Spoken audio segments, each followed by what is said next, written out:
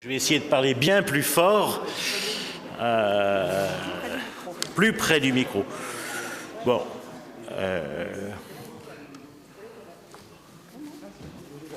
La presse est installée, on va pouvoir peut-être ouvrir les portes. Alors, c'est là où on s'aperçoit que Aldo nous manque. Oui, mais Aldo, il n'est pas là. Il est là. Il est où, Aldo? Il est là comme public aujourd'hui. Alors, hormis la presse, la technique, on a nos remplaçants qui sont là et peut-être un peu de public. Parce qu'on m'a dit qu'il y avait beaucoup de monde dans l'atrium, alors il fallait les faire rentrer.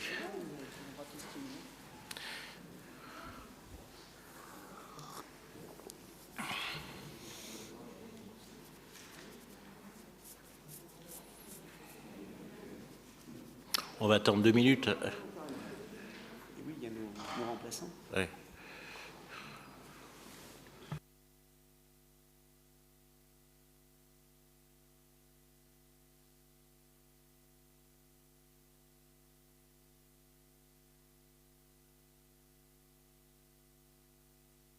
Bien, merci, chers amis, de nous rejoindre. Vous installer où vous voulez.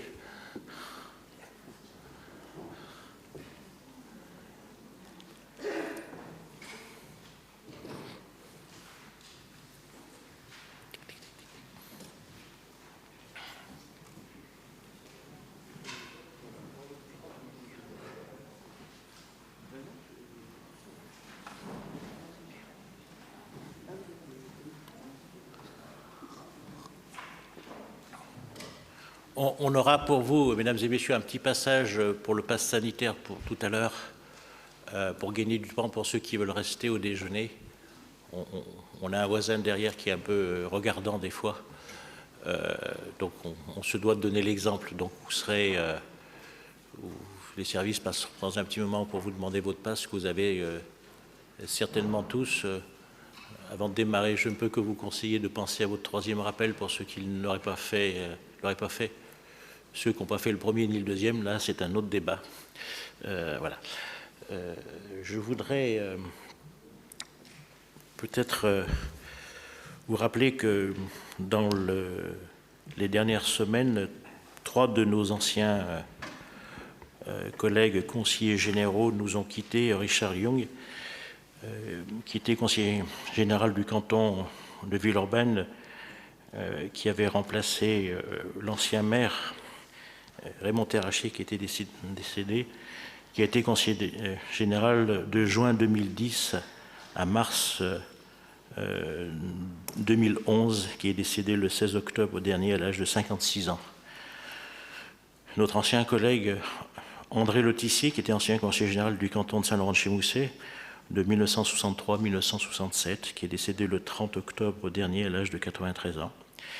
Et puis Albert Rollet, que certains ont connu, qui était maire de Savigny, ancien conseiller général du canton de l'Arbrel, et qui a été conseiller général et vice-président, qui était conseiller général de mars 1979 à mars 1998, qui est décédé le 14 novembre à l'âge de 92 ans.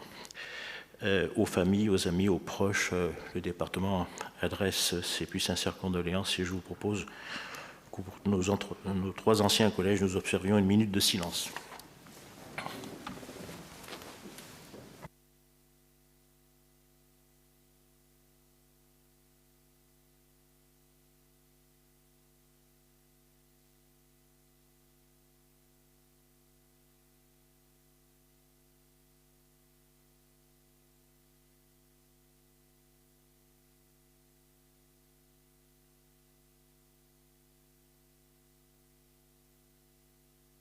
Merci.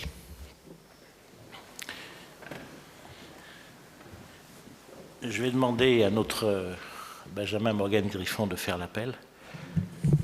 Merci, Monsieur le Président. Bonjour à toutes et à tous. Pascal Bay. Béatrice Berthoud a donné pouvoir à Christophe Guillotot, Jean-Jacques Brun, Pascal Chapeau, Colette Darfin, Sylvie Épinat, Evelyne Geoffrey, Claude Goy, Valérie Grillon, Christophe Guillotot, Christine Hernandez, Daniel Julien, Annick Lafay, Catherine Lotte, Philippe Marion, Bruno Pélachon, Daniel Pommeret, Frédéric Pronchéry, Martine Publi a donné pouvoir à Christian Vivier-Merle, Thomas Ravier à Daniel Pommeret, Mireille Simian, Michel Tien, Daniel Valero, Patrice Verchères, Christian Vivier-Merle. Voilà, Monsieur le Président. Si le quorum est atteint, nous allons pouvoir démarrer cette séance et délibérer. Il nous faut, dans une procédure nouvelle qu'on mettra en place, et adopter le procès-verbal de la séance précédente. J'ai proposé au président au président de groupe, que ces procès-verbaux, bien sûr, vous soient envoyés, et s'il n'y a pas de demande d'intervention, ils seront considérés comme adoptés.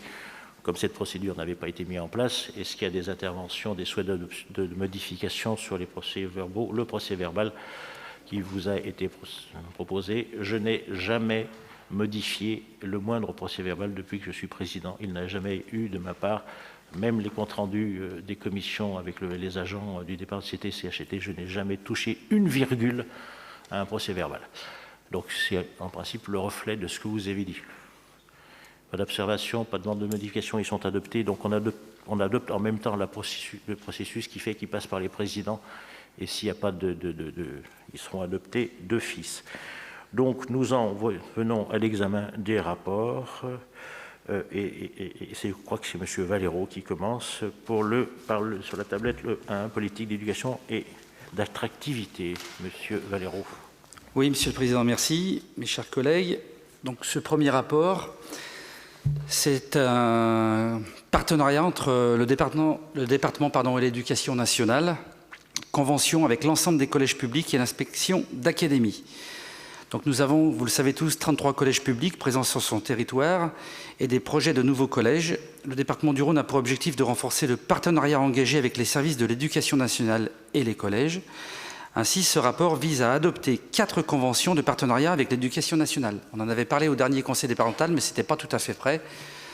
On passe aujourd'hui. Le renouvellement de la convention type, la première, entre le département du Rhône et chacun des collèges, qui expose les modalités d'exercice des compétences respectives de chacun dans le fonctionnement des établissements. Cette convention qui existe depuis 2011 et caduque depuis 2020. Un travail de refonte a été conduit en partenariat étroit entre des principaux et gestionnaires de collèges désignés par le comité permanent des principaux, ce qu'on appelle communément le COPERPRI. Dans ce cadre, le département a souhaité impulser une nouvelle dynamique plus prospective et partenariale, en intégrant des objectifs et engagements réciproques entre le département et les établissements, à l'instar d'ailleurs du déploiement des contrats de performance énergétique, de la généralisation des marchés globaux de maintenance technique des bâtiments, de l'amélioration de la couverture réseau des collèges et aussi du développement du dialogue de gestion, entre autres. La deuxième convention, c'est une convention cadre avec la direction des services départementaux de l'éducation nationale. L'inspection d'académie a participé activement à l'élaboration du projet de convention type bipartite entre le département et les collèges.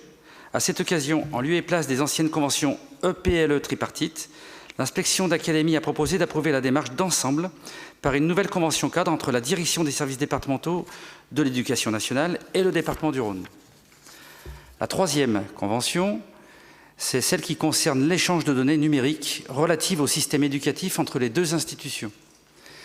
La convention avec l'inspection d'académie concernant l'échange d'informations statistiques nécessaires au pilotage du système éducatif dans le département est caduque depuis 2020 également. Le renouvellement de cette convention s'avère d'autant plus nécessaire qu'il s'agit d'un préalable au déploiement du nouveau logiciel de sectorisation, e-Study, que le département vient d'acquérir.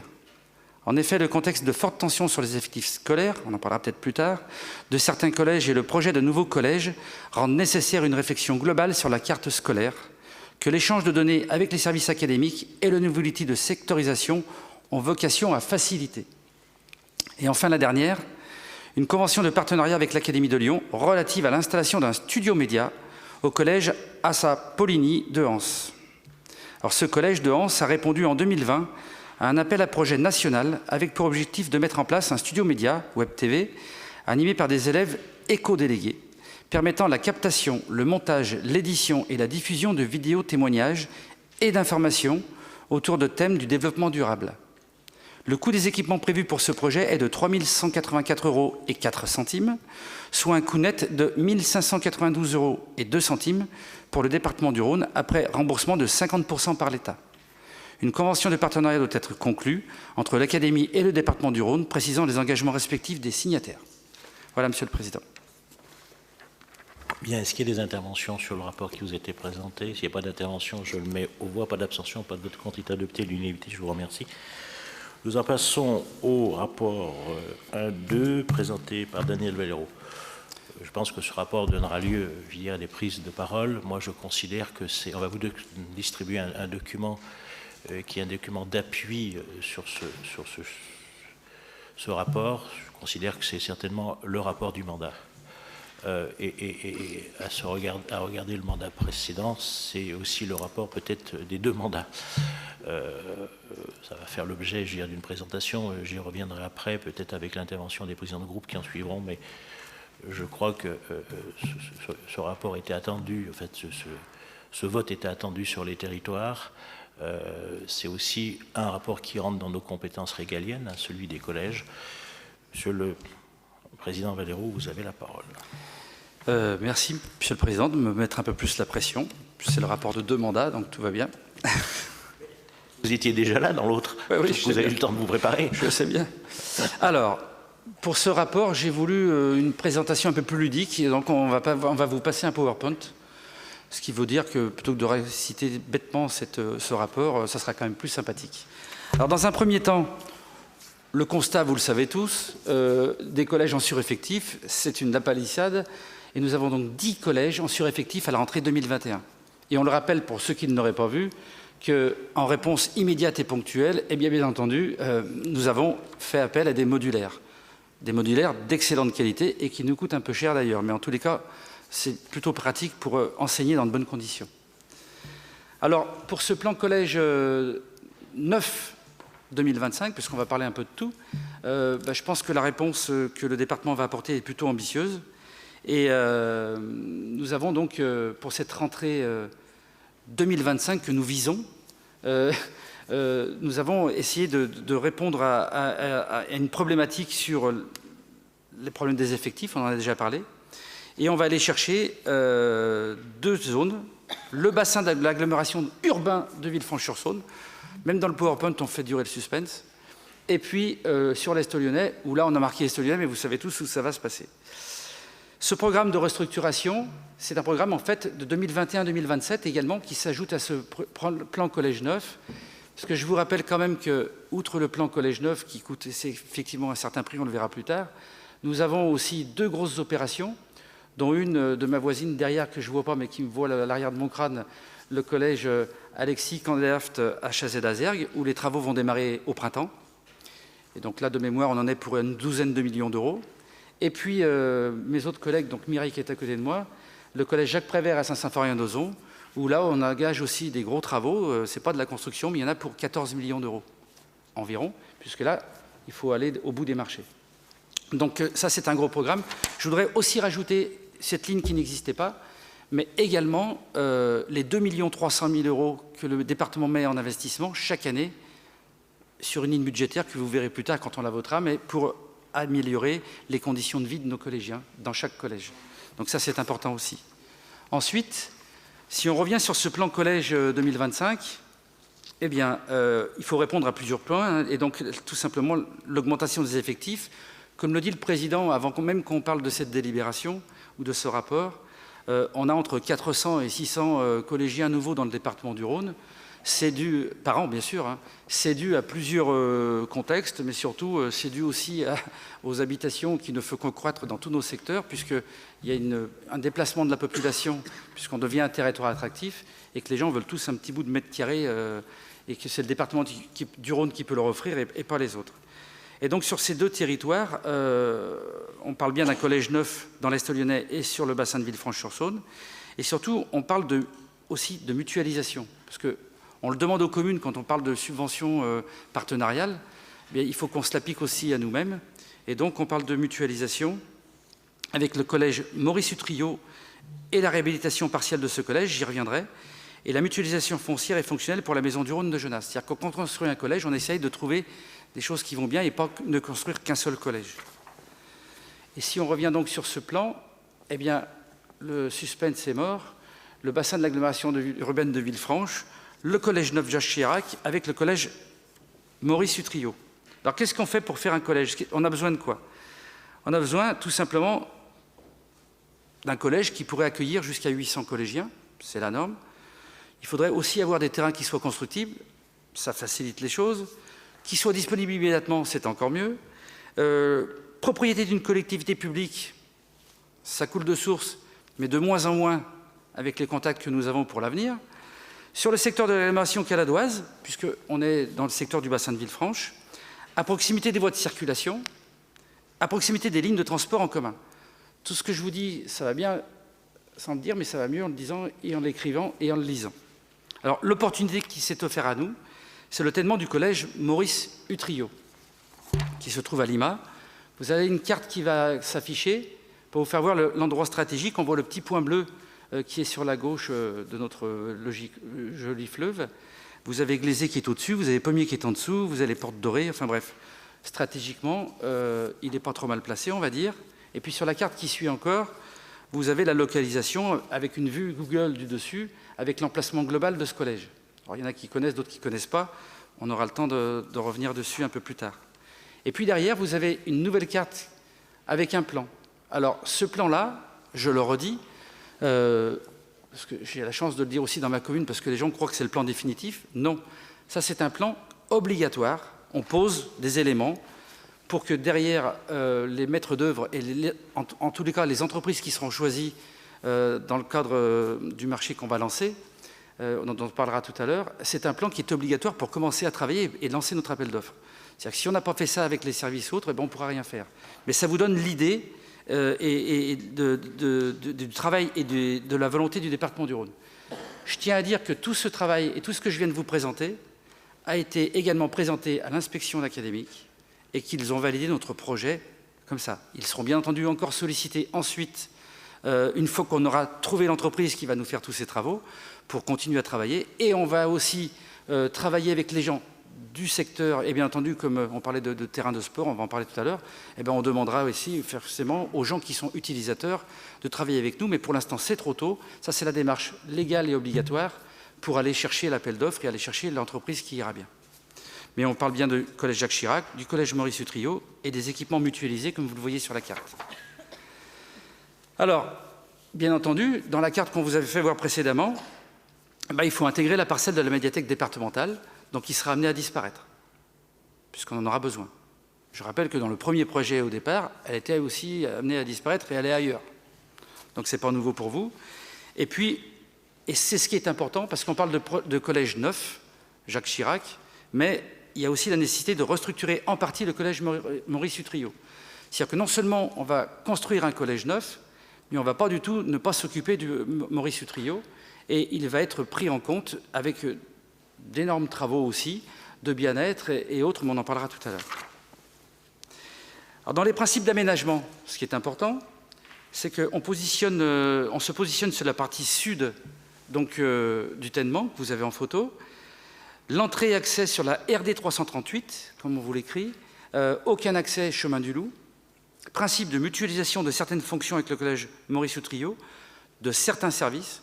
J'insiste bien, ce sont bien deux collèges différents, avec deux responsables, deux principaux de collèges qui seront différents, et pas du tout. En revanche, si on peut mutualiser, on le fera, et notamment quand on parle de demi-pension, eh bien, on va mutualiser la fabrication des repas. En revanche, les restaurants scolaires seront bien séparés. Ça, c'est important. Si on peut aussi mutualiser les logements de fonction, c'est-à-dire que si on peut les regrouper et pas les mettre dans tous les coins du terrain, ça ne serait peut-être pas plus mal, on va mutualiser les stationnements et aussi les locaux techniques. Donc la restructuration de la demi-pension, on vous met quelques petits détails. Elle sera relocalisée sur un niveau. On va mutualiser donc la chaîne de production, c'est ce que je vous disais tout à l'heure. Et puis, bien entendu, ce que je dis toujours, chaque fois qu'il y a des slides, je dis toujours trop tôt ce qui arrive dans le slide d'après, mais c'est pas grave, vous me connaissez maintenant. Et la salle de restauration propre à chaque collège. Ça, je vous en ai pas parlé, je peux en parler. La nouvelle localisation de l'espace de la SECPA, c'est important aussi, avec le maintien de la proximité avec les autres bâtiments. Donc tout ça, c'est travaillé. Pour le collège Maurice Utrillo, on y arrive. Donc, on va l'agrandir. Et surtout, il va y avoir différentes fonctions dans l'accueil des élèves et dans l'espace d'enseignement. Et puis, on va aussi s'occuper de l'extérieur, puisqu'on va s'occuper de la cour qu'on va végétaliser. Vous savez qu'on a un programme de 4 végétalisations de cours de collège rapidement. Et bien, du coup, on en a inventé une 5e, puisqu'on a mis le collège Maurice Utrillo dans ce programme. Donc, il n'y en aura plus 4, il y en aura 5. Ensuite, on parle de l'espace sportif extérieur, donc il va être réaménagé, il y aura le traitement du sol, et c'est ce que je disais tout à l'heure, est-ce que ce sera de la pelouse synthétique, est-ce que ce sera de la pelouse normale et autres? On a le temps d'y revenir quand on aura choisi l'entreprise qui travaillera avec nous, et on verra avec les acteurs du secteur, et notamment les profs de sport, ce qu'ils en pensent. Bien entendu, il y aura une pratique des sports collectifs, et aussi une pratique de l'athlétisme qui est envisagée dans cette remodélisation. Donc j'en ai fini pour Monsieur le Président pour le collège de Lima et je vais arriver au collège de Genasse, de l'Est lyonnais, mais ça tout le monde c'était à Genasse, ça fait que ça se passait à Genasse. Mais il y a aussi un projet commun puisqu'on va parler du collège neuf de Genasse, mais aussi de la Maison du Rhône qui se fera au sein de cette emprise foncière. Alors la localisation, bon, sur la commune de Genasse, je vous l'ai tous dit, c'est un triangle, c'est le triangle du Dormont, c'est la localisation, donc j'espère que ça ne sera pas dormant et que les collégiens ne dormiront pas dans les collèges. La parcelle est la propriété de la commune, puisqu'il y a 2 parcelles en fait. Donc on avait prévu bien à l'avance, il y a une partie qui appartient à la commune et une autre partie qui appartient à la communauté de communes, qui généreusement donneront le terrain au département pour ce collège et cette maison du Rhône, gracieusement. En zone d'orientation d'aménagement de programmation, donc on a une OAP, nous, sur Genasse, sur cette partie de la CCEL, la communauté de communes et également de la ville. Et donc, il n'y a pas de problématique, si ce n'est une petite modification du PLU, mais qui est mineure, pour construire ce collège. On ne perdra pas de temps et on pourra être opérationnel tout de suite, puisqu'on avait prévu ce terrain pour accueillir des bâtiments publics. Alors là, on voit aussi le petit point qui est au centre de l'écran. On voit Genasse, mais si vous allez au sud, ben vous avez à 5 ou 7 minutes de bus, vous avez Saint-Bonnet-de-Mur. Si vous allez un peu plus vers l'est, vous avez Pusignan qui est à 5 ou 7 minutes de bus aussi. Un peu plus haut, vous avez Jonc qui est à 10 minutes de bus. Et l'avantage de l'emplacement de ce collège, comme on le verra sur la carte d'après, c'est que les cars et les bus qui amèneront les enfants au collège ne traverseront pas la ville de Genasse, puisque les départementales mènent directement au collège. Ce qui n'est pas plus mal pour la ville de Genasse. Vous le voyez sur le plan, il est au sud de la ville de Genasse, c'est l'emprise qui est en Achuré. Et vous avez la départementale qui passe en bas à droite, qui remonte, vous avez la départementale qui descend en dessous, et ce qui permettra aussi de remettre en perspective une ligne de bus qui a existé mais qui n'existait plus pour traverser le canton de Genasse nord-sud, qui partirait de Saint-Pierre-de-Chandieu, Saint-Bonnet-de-Mur, Genasse, et qui irait jusqu'à Pusignan et Jonc derrière. Une ligne qui n'existe plus. Donc du coup, ça va nous servir. Dans l'emplacement, en principe d'aménagement, alors là, c'est un collège qui sera plus que vert, puisque outre les matériaux qu'on va utiliser pour les deux, mais c'est une bande verte que vous voyez sur la gauche, là, la partie verte. Cette bande verte, elle fait 20 mètres de large et c'est vraiment une coulée verte qui sera devant le collège et entre le collège et la route et les dépôts des bus. Et sur le sud, on ne le voit pas trop, mais en dessous de la partie grise Achuré, vous avez une bande de 30 mètres d'espace vert également qui est obligatoire dans l'OAP qu'on a mis en place. Vous avez donc tout ce qu'il faut avec le rond-point qui arrive là pour avoir l'acheminement des bus ou des voitures en dépose minutes. Vous avez les parkings mutualisés qui sont sur la droite, la MDR qui est juste à gauche des parkings mutualisés, le collège et les logements qui sont au-dessus, et en dessous, la partie grise Achuré, c'est un gymnase que la ville va engager en construction, en même temps que les travaux de construction du collège. À définir pour ne pas se marcher dessus, mais on voudrait, la ville, que ce gymnase soit ouvert en même temps que l'ouverture du collège, c'est-à-dire en septembre 2025. Donc c'est un collège qui pourra accueillir à terme 800 élèves, comme on fait à chaque fois, mais au départ, il sera de 600, avec une possibilité d'agrandissement de 200, comme on avait fait dans l'Est lyonnais à Saint-Pierre-de-Chandieu. Et on s'aperçoit que c'est important de penser à l'avance, puisque à Saint-Pierre-de-Chandieu, il va déjà commencer à falloir à parler d'agrandissement. Il est implanté, comme vous l'avez vu sur la carte tout à l'heure, sur la partie nord du terrain, la partie bleue que vous voyez là-haut. Donc, le long des rocades, on réaménage le chemin de Sous-Dormont parce qu'il va permettre d'avoir accès à la fois au collège et à la fois à la Maison du Rhône et au parking mutualisé.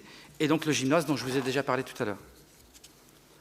Et puis, donc, on profite de l'opportunité. Donc, la Maison du Rhône de Genasse, qui est juste à côté de la mairie sur le parking, qui est en modulaire également, On avait envisagé avec le président de la délocaliser, pas très loin, toujours à côté de la mairie, mais dans un magnifique parc qui se trouve à côté, et qui est avec une sorte de grosse maison bourgeoise. Il n'y en a pas beaucoup à Genasse, je préfère le dire, il n'y en a pas 50 000, mais on en a au moins une, monsieur le maire.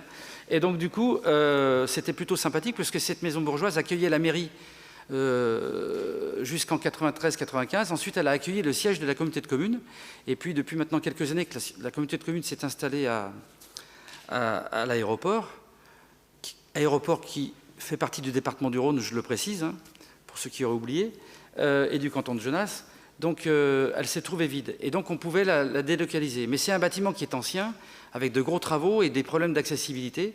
Et donc, avec l'arrivée de ce collège et de l'opportunité du collège, on s'est dit, ça serait plutôt pas mal de regrouper à la fois le collège qui était pour le canton et la Maison du Rhône qui est pour le canton, avec les bus dont je vous parlais tout à l'heure qui pourraient permettre aux gens du nord du canton ou du sud du canton de venir facilement à Genasse. C'était l'opportunité et on l'a saisie. Et donc la Maison du Rhône s'installera, on aura des parkings mutualisés également. Donc la Maison du Rhône de Genasse et du canton de Genasse, pardon, s'installera ici. J'en ai fini avec cette présentation de Genasse. Je vais vous parler du comité de pilotage maintenant. Alors, comité de pilotage, dont on avait déjà parlé, tout ce que je vous ai dit, on en a parlé en commission, bien sûr. Donc, le comité de pilotage, il y aura qui? Le président du département ou son représentant. Il y aura votre serviteur, le vice-président en charge des collèges. Il y aura le vice-président délégué au bâtiment et à la logistique, qui s'occupe de tout ce qui est construction, bien sûr. Il y aura la vice-présidente en charge des finances, des affaires juridiques et des fonds européens. La présidente de la commission politique, éducation et attractivité, le président de la commission d'appel d'offres et les présidents de groupe. En fait, l'avantage, c'est que c'est plutôt pas trop mal fait, puisque les gens des cantons seront représentés, et bien entendu, les présidents de groupe amèneront la totalité. Et puis que le président de la commission d'appel d'offres soit là, c'est pas plus mal aussi. Dans les principes généraux, on en a un petit peu parlé, mais on va revenir dessus. Donc, bien entendu, je ne veux pas dire que c'est obligatoire parce qu'on fait vraiment un effort supplémentaire. C'est construction dans une optique de développement durable, de préservation des ressources et de recyclage ultérieur facilité. Recherche de circuits courts, de ressources de proximité, ça va aller dans ce sens-là. Recherche d'une consommation d'énergie maîtrisée avec recours plutôt prioritaire à un éclairage naturel. C'est ce qu'on va demander en tous les cas dans notre appel d'offres. Gestion efficace des ressources en eau. Vous savez qu'avant, dans l'Est lyonnais, tout le monde disait que les ressources étaient inépuisables. Eh bien, ce n'est pas le cas. Ce n'est pas les gens qui sont sages qui me diront le contraire. Qu'est-ce qu'on vous dit aussi? Attention particulière sur les aménagements paysagers avec une intégration des contraintes environnementales de chaque secteur. Alors nous, notre PLU force un peu plus le destin avec toutes ces bonnes vertes qu'on a mis partout. Donc le département va y aller aussi. Recherche d'un impact foncier limité. Je crois qu'on va tenir la dragée haute. Là, ça va bien se passer. Et puis recherche systématique de mutualisation des espaces, des fonctions, de partage des équipements. Donc on parlait de Genasse, on parlait de Lima. Je crois que tout ce qu'on vient de vous dire va être respecté dans les principes fondamentaux. Et pour être plus dans le détail, même si vous avez eu la petite note qui vous a été distribuée sur table, donc c'est nouveau en plus, puisqu'on va faire appel à un marché public de performance, donc avec 2 collèges à construire en même temps. Donc le retard qu'on a pris sur le premier collège du bassin de Villefranche, qui aujourd'hui va se trouver à Lima, ce retard de 2 ans, on l'aura toujours. Mais l'avantage, c'est qu'on va livrer les 2 collèges en même temps. Donc il n'y a plus de numéro 1 ou de numéro 2, ils sont tous numéro 1, à la fois Lima et Genasse. Et on va essayer de les terminer pour juin 2025, afin qu'ils soient opérationnels pour la rentrée de septembre 2025. L'appel à candidature ne va pas traîner, puisque ça démarre en janvier. Les services sont en train d'affiner les derniers calculs. Et ce montant global d'opération, d'après les premières estimations, en espérant qu'on soit surpris agréablement, mais avec les temps qui courent, ça me paraît difficile, vu les pénuries de matériaux, on est à 55 millions d'euros de projet. Effectivement, c'est un projet qui pèse sur ce mandat à venir et le mandat qu'on a terminé. Voilà, Monsieur le Président, j'ai essayé d'être rapide, de présenter le plus de choses possible simplement, et je suis à l'écoute de tout le monde s'il y a des questions. J'imagine qu'il y a des questions. Je crois que Daniel Pomeroy voulait s'exprimer. Merci, Monsieur le Président. Merci, Daniel, de cette présentation très, très performante. Quel plaisir d'avoir un rapport ambitieux et d'une ambition qui touche nos jeunes collégiens, qui touche notre compétence en matière de collège et c'est donc avec fierté et vraiment enthousiasme que nous allons voter ce rapport, bien entendu. La présentation qui vient de nous être faite entre les restructurations programmées, engagées des collèges de Chazay, d'Azergues et de Saint-Symphorien-d'Ozon qu'on poursuit, et ces deux collèges neufs, et je retiens la formule de Daniel Valero, de numéro 1, c'est-à-dire priorité égale à l'est lyonnais ou au sud ou au milieu du Beaujolais. Je crois que nous allons réaliser de belles choses. Celui de Genasse est vraiment exemplaire et je pense que son positionnement et ce qui sortira des travaux des maîtres d'œuvre, des hommes de l'art, je pense que ce sera un collège exemplaire pour l'avenir, y compris en matière environnementale. Celui de Lima, on sait que c'était pas notre premier choix de localisation, et même si nous allons bien sûr soutenir cette implantation et y compris la restructuration du collège Utrio qui me semble nécessaire pour équilibrer cet endroit, nous devrons, comme vous, d'être vigilants dans les années qui viennent sur plusieurs choses. J'en ai retenu 4, nous en avons retenu 4 parce que je parle au nom du groupe. D'abord, c'est la tentation bien naturelle, bien légitime de mutualiser, et il ne faudrait pas que trop vite, très vite, l'éducation nationale fasse cette même démarche et se dise finalement on a deux collèges côte à côte, pourquoi pas mutualiser petit à petit des services de l'éducation nationale, je ne parle plus des bâtiments ou de nos propres services, et arriver dans une structure confondue, même s'il y a bien deux bâtiments, même si tout avait été prévu, d'un collège de 1200, 1300, 1400 personnes, qui changerait au niveau pédagogique énormément les choses pour nos collégiens. Aujourd'hui, l'éducation nationale est claire. Après, comment pourrons-nous éviter que cette tentation de mutualisation les rattrape ? En ce qui nous concerne, nous sommes engagés dans cette vocation de mutualisation. Il faut qu'on gère bien tout ça aussi, parce que c'est vrai que fabriquer 1200 repas, ou je ne sais pas exactement combien il y aura de demi-pensionnaires, c'est pas simplement le double que fabriquer 600 repas, parce que c'est pas 600 plus 600, c'est 1200 sur le temps méridien. Donc il faudra qu'on travaille tout ça. J'ai bien entendu la mutualisation des installations sportives, ce qui d'ailleurs va obliger les collèges à communiquer entre eux. Les principaux seront obligés de se mettre d'accord, les profs de sport feront des plannings, ce qui veut bien dire que les collèges vont commencer à travailler ensemble. Alors, je suis absolument pas inquiet sur notre politique départementale. Je suis plus inquiet à terme sur la position de l'éducation nationale. Je sais et je pense que Michel Tien, puisqu'on a la chance d'avoir le maire de la commune, en est tout à fait conscient. Il y aura aussi hors périmètre. Là, on travaille beaucoup sur le périmètre. Ça va augmenter le nombre de bus le matin, puisque nous allons avoir deux collèges qui arrivent en même temps. Ça va forcément, les horaires seront peu ou prou les mêmes. Donc il y aura forcément, même si les voies de circulation qu'on connaît bien sont adaptées aujourd'hui, le collège ne pose aucun problème. Il va falloir étudier tout ça au niveau de la sécurité. Et puis ensuite, mais ça, on n'y peut rien, ce qu'il faudra surtout éviter entre nous, par rapport à notre compétence, nos actions, et puis toujours à nouveau l'éducation nationale, c'est qu'il ne se crée pas une rivalité entre les deux collèges. On sait que l'âge des collégiens, c'est l'âge où on aime être rivaux, on aime parfois se créer des problèmes où on n'en a pas, on sait que c'est l'âge où le harcèlement scolaire est le plus fort, on sait que c'est l'âge où c'est compliqué. Il ne faudrait pas qu'un jour il y ait des challenges entre collégiens, et ça veut dire que la répartition du secteur scolaire va être essentielle pour qu'il n'y ait pas des collèges qui, petit à petit, parmi ces jeunes enfants de 12 à 15 ans, il y ait ceux du collège Chirac, ceux du collège Utrio, et que hors périmètre, je reviens hors périmètre, sortie d'école, on ait un petit système de rivalité qui pourrait être compliqué à gérer. Voilà. Donc, on soutient à 100% ce projet. On voulait simplement...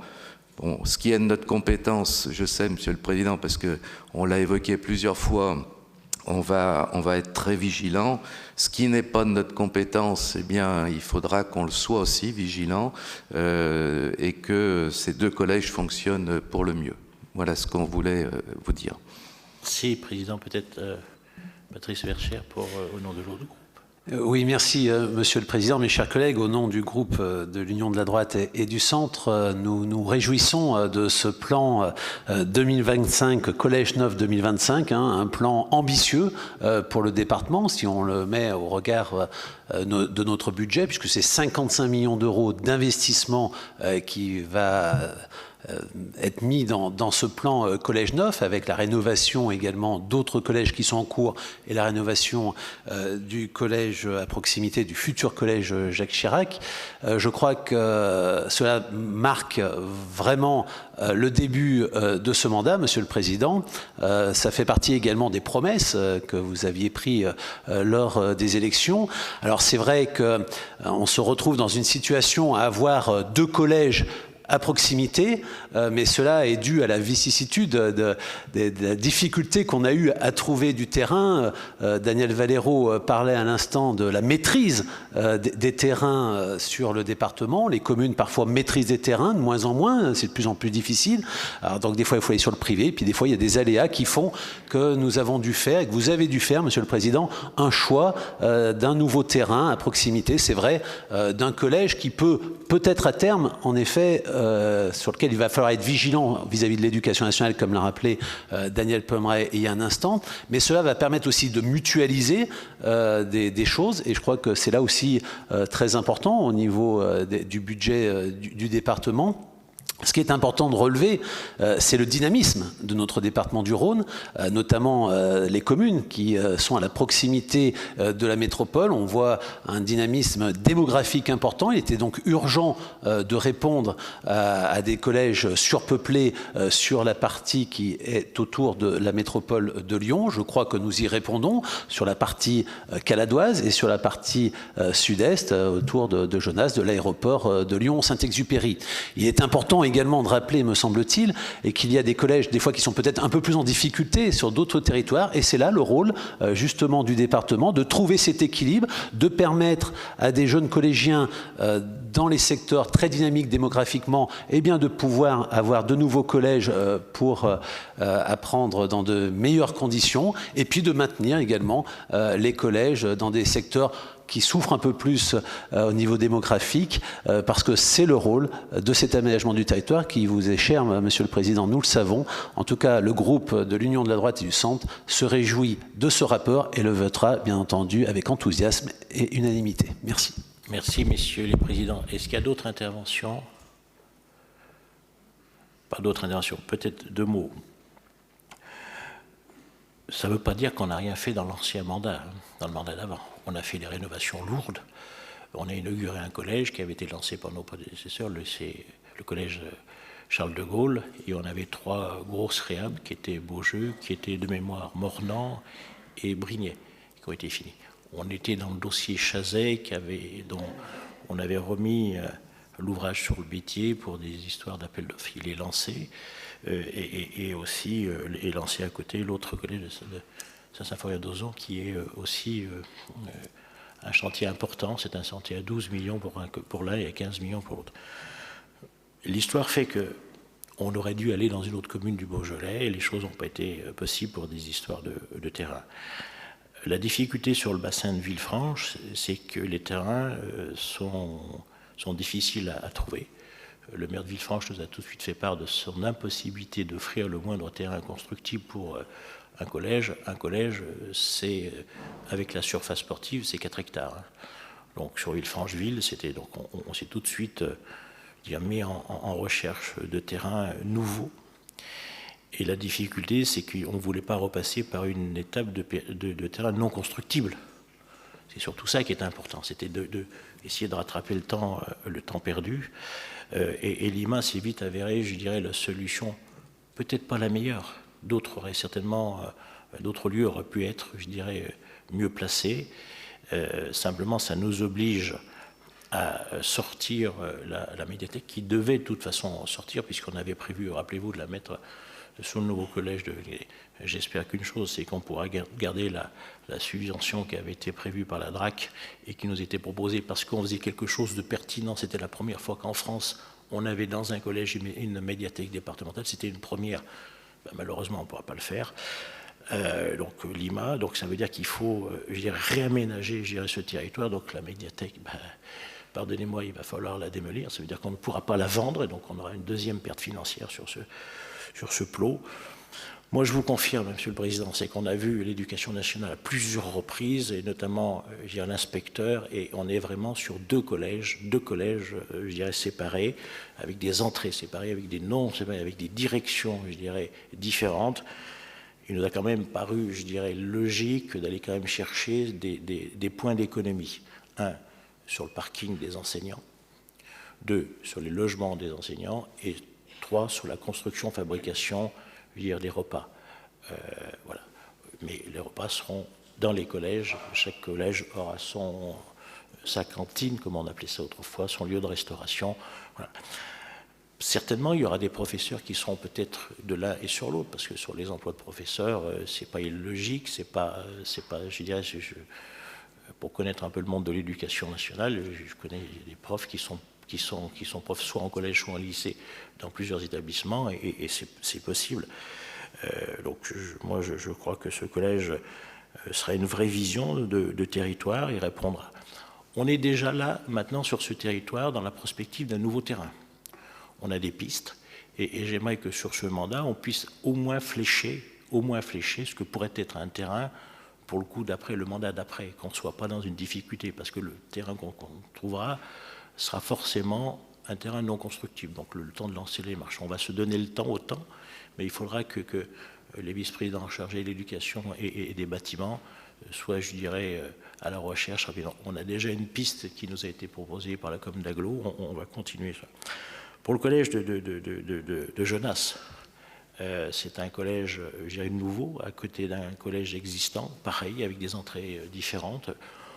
On y mettra là, par contre, la maison du Rhône, qu'on devait initialement transporter sur une résidence bourgeoise, mais il nous est vite apparu qu'elle était compliquée en termes de construction, notamment d'accès, je dirais, PNR et d'accès, je dirais, aux mamans avec les poussettes. Il fallait y remettre un ascenseur, on partait sur des sommes considérables, et grâce à la vision de M. Gouard, que je cherche du regard, qui est derrière moi, voilà, il nous a dit, mais pourquoi on ne va pas dans le nouveau collège? Et là, pareil, on pourra mutualiser les parkings, mutualiser les lieux de restauration. Je rappellerai aussi pour qu'un collège, c'est ouvert 6 mois par an. Hein. Donc ça donne aussi des possibilités. Donc, et en plus, on a des gens qui seront des mamans qui peuvent venir le matin pour des problèmes de scolarité et passer à l'avenir. Donc je crois que c'est une bonne chose. Je vous l'ai dit, hein, c'est le rapport du mandat, 55 millions. Je pense qu'on sera au-dessus. Parce qu'il n'y a pas, on est des élus, on sait ce que c'est que les avenants, on sait ce que c'est que le surplus, on sait ce que c'est. Il faut du reste directement y intégrer dedans le coût du transfert de Glaisé à Lima. Certains disent que ce n'est pas vrai. Je peux vous dire que ça coûtera bien plus que ce qui a été annoncé à l'occasion d'une campagne électorale. On est sur un marché nouveau, marché global de performance, pour justement essayer de gagner du temps. C'est ce qu'on avait fait, rappelez-vous, à Chaponneau, où on avait été sur un produit qui est aujourd'hui, c'est ce que j'appelle moi un peu les couteaux suisses. On ne fait plus des produits monoproduits pour faire en sorte que nos bâtiments soient le plus utilisés. À Chaponneau, on a une MDR, on a une maison France Service, on a le lieu d'évaluation de nos jeunes MNA, mais aussi on a la médiathèque départementale. Et je crois que c'est important. C'est la vision qu'on a sur la nouvelle maison du Rhône de Villefranche-sur-Saône. Nous, on aura des services de la commune qui sont... Je crois qu'aujourd'hui, partager nos locaux, accepter d'autres, et c'est ce que font beaucoup de mairies aujourd'hui, ou qui offrent, je dirais, des possibilités pour les permanences dans les... La médiathèque actuelle de Lima, elle ira ailleurs. On n'a pas encore aujourd'hui exactement fléché le lieu. On a deux possibilités. Il faut pour ça que j'ai un dialogue constructif avec les gens qui y travaillent, les agents du département, que je vais rapidement rencontrer pour leur expliquer les possibilités qu'on a. Et je suis intimement convaincu qu'elle restera sur cette partie nord. Et il faut qu'elle reste sur cette partie nord parce que la partie sud, c'est Chaponneau qui a pris la main. Voilà ce que je souhaitais vous dire. Il vous restera peut-être, monsieur le maire Genas, d'imaginer comment s'appellera ce nouveau collège, mais je suis intimement convaincu que autour de vous, il y aura une réflexion qui s'opérera. Bon, pour les présidents de la République, on a épuisé. Hein. Il faut passer à autre chose maintenant. Et on a suffisamment d'hommes et de femmes qui ont... voilà ce que je souhaitais vous dire sur l'ensemble de ce dossier. Donc je vous redemande, est-ce qu'il y a d'autres demandes d'intervention? Monsieur le vice-président, je vous en prie. Non, je ne vais pas rajouter de l'eau dans le moulin, mais pour revenir sur ce que disait Daniel Pommeret, à juste titre d'ailleurs, mais on a la chance, nous, d'avoir déjà un collège privé et un collège public qui ne sont pas l'un à côté de l'autre. Et malheureusement, il y a toujours des rivalités parce que les réseaux sociaux n'arrangent pas les choses. Qu'on soit à côté ou qu'on soit à 500 mètres ou à 8 km, ça n'arrange pas les choses. Mais Daniel a raison, il faudra qu'on soit vigilant. Et puis, sur la sécurité et autres, bien entendu, et les navettes, les bus, les déposes minutes, c'est important. On va travailler dessus avec, bien entendu, la commune, l'agglo et nous, le département. Et surtout, ce que je voulais dire, c'est que sur la mutualisation, je reprends ce que dit le président ou ce que disait le président de groupe, Daniel Pommeret.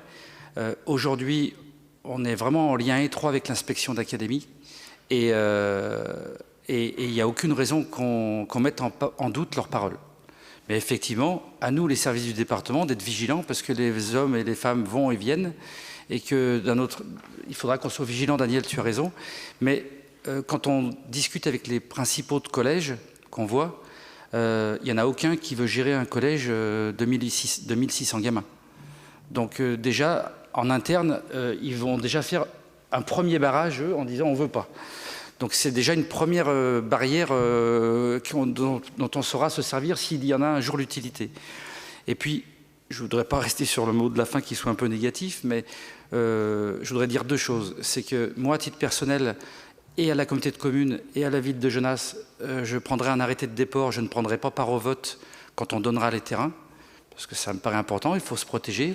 Je sais que le maire de Lima fera la même chose, et bien entendu, je prends part au vote à cette délibération en étant VP des collèges, ça me paraît plus normal.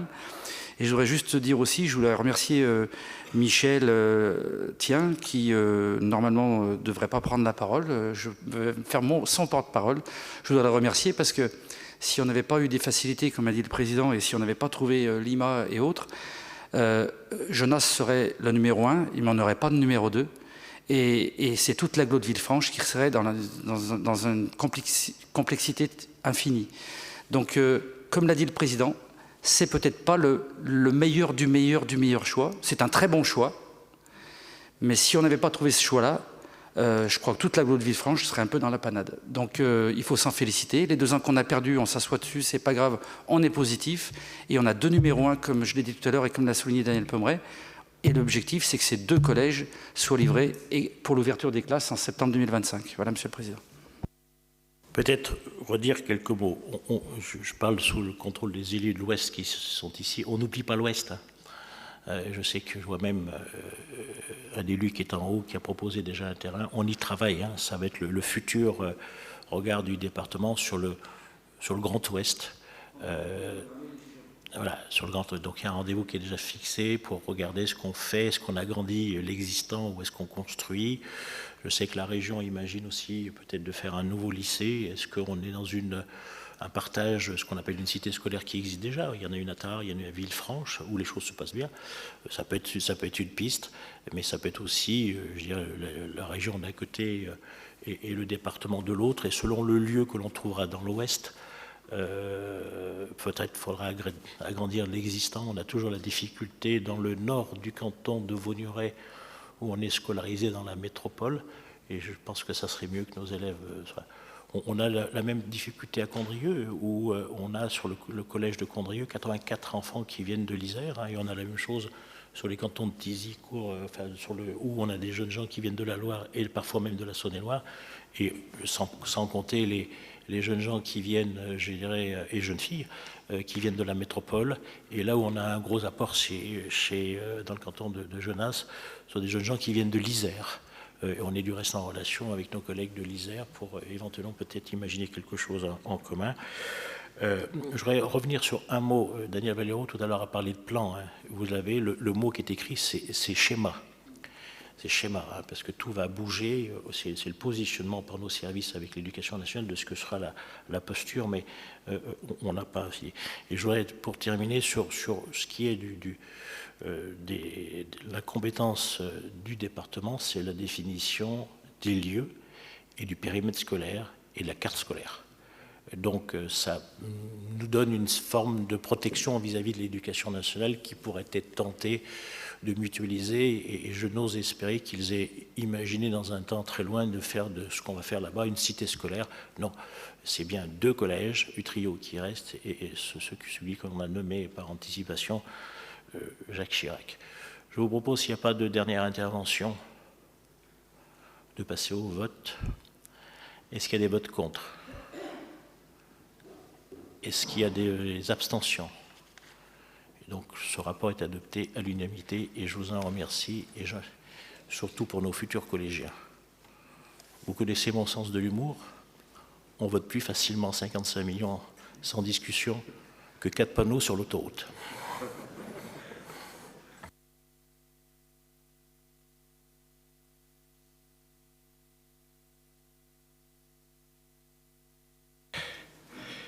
Alors, c'est Thomas Ravier qui devait présenter, si je ne me trompe pas, le rapport suivant. C'est peut-être la présidente de la commission qui prend le relais. C'est vous, présidente ? Oui, merci. Sur le 2.1. Sur le 2, oui, enfin, j'ai pas le numéro sur le. C'est le soutien en faveur de la Oui, pardon. La revalorisation des métiers de l'aide à domicile, c'est ça ? On est bien d'accord. Donc effectivement, ce rapport traite du financement de cet avenant 43, très attendu pour la revalorisation des salaires qui étaient quand même très bas, des aides à domicile. Donc le présent rapport a pour objet d'apporter différentes mesures de soutien aux services d'aide et d'accompagnement à domicile, les SAD, dans un contexte national d'évaluation législative en matière de politique d'aide à domicile. L'incidence financière de ce rapport s'élève à 127 419 pour la collectivité en 2021, puisque c'était une année partielle, puisque la loi ne s'applique que depuis octobre, je crois. Ces changements législatifs impactent le cadre partenarial établi par le département du Rhône avec les SAD, au travers notamment d'un contrat de partenariat 2018-2021.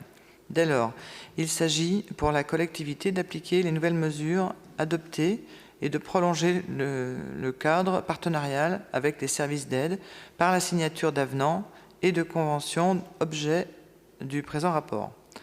Parmi les partenaires concernés se trouvent en premier lieu les SAD, sous statut associatif. Le 21 juin dernier, la convention collective de ces services a été modifiée par avenant avec comme principale évolution l'augmentation de la rémunération des salariés de terrain qualifiés. Les salariés de terrain qualifiés. Le département principal, financeur de la politique d'aide à domicile, se retrouve impacté par cette mesure et doit contribuer à sa prise en compte.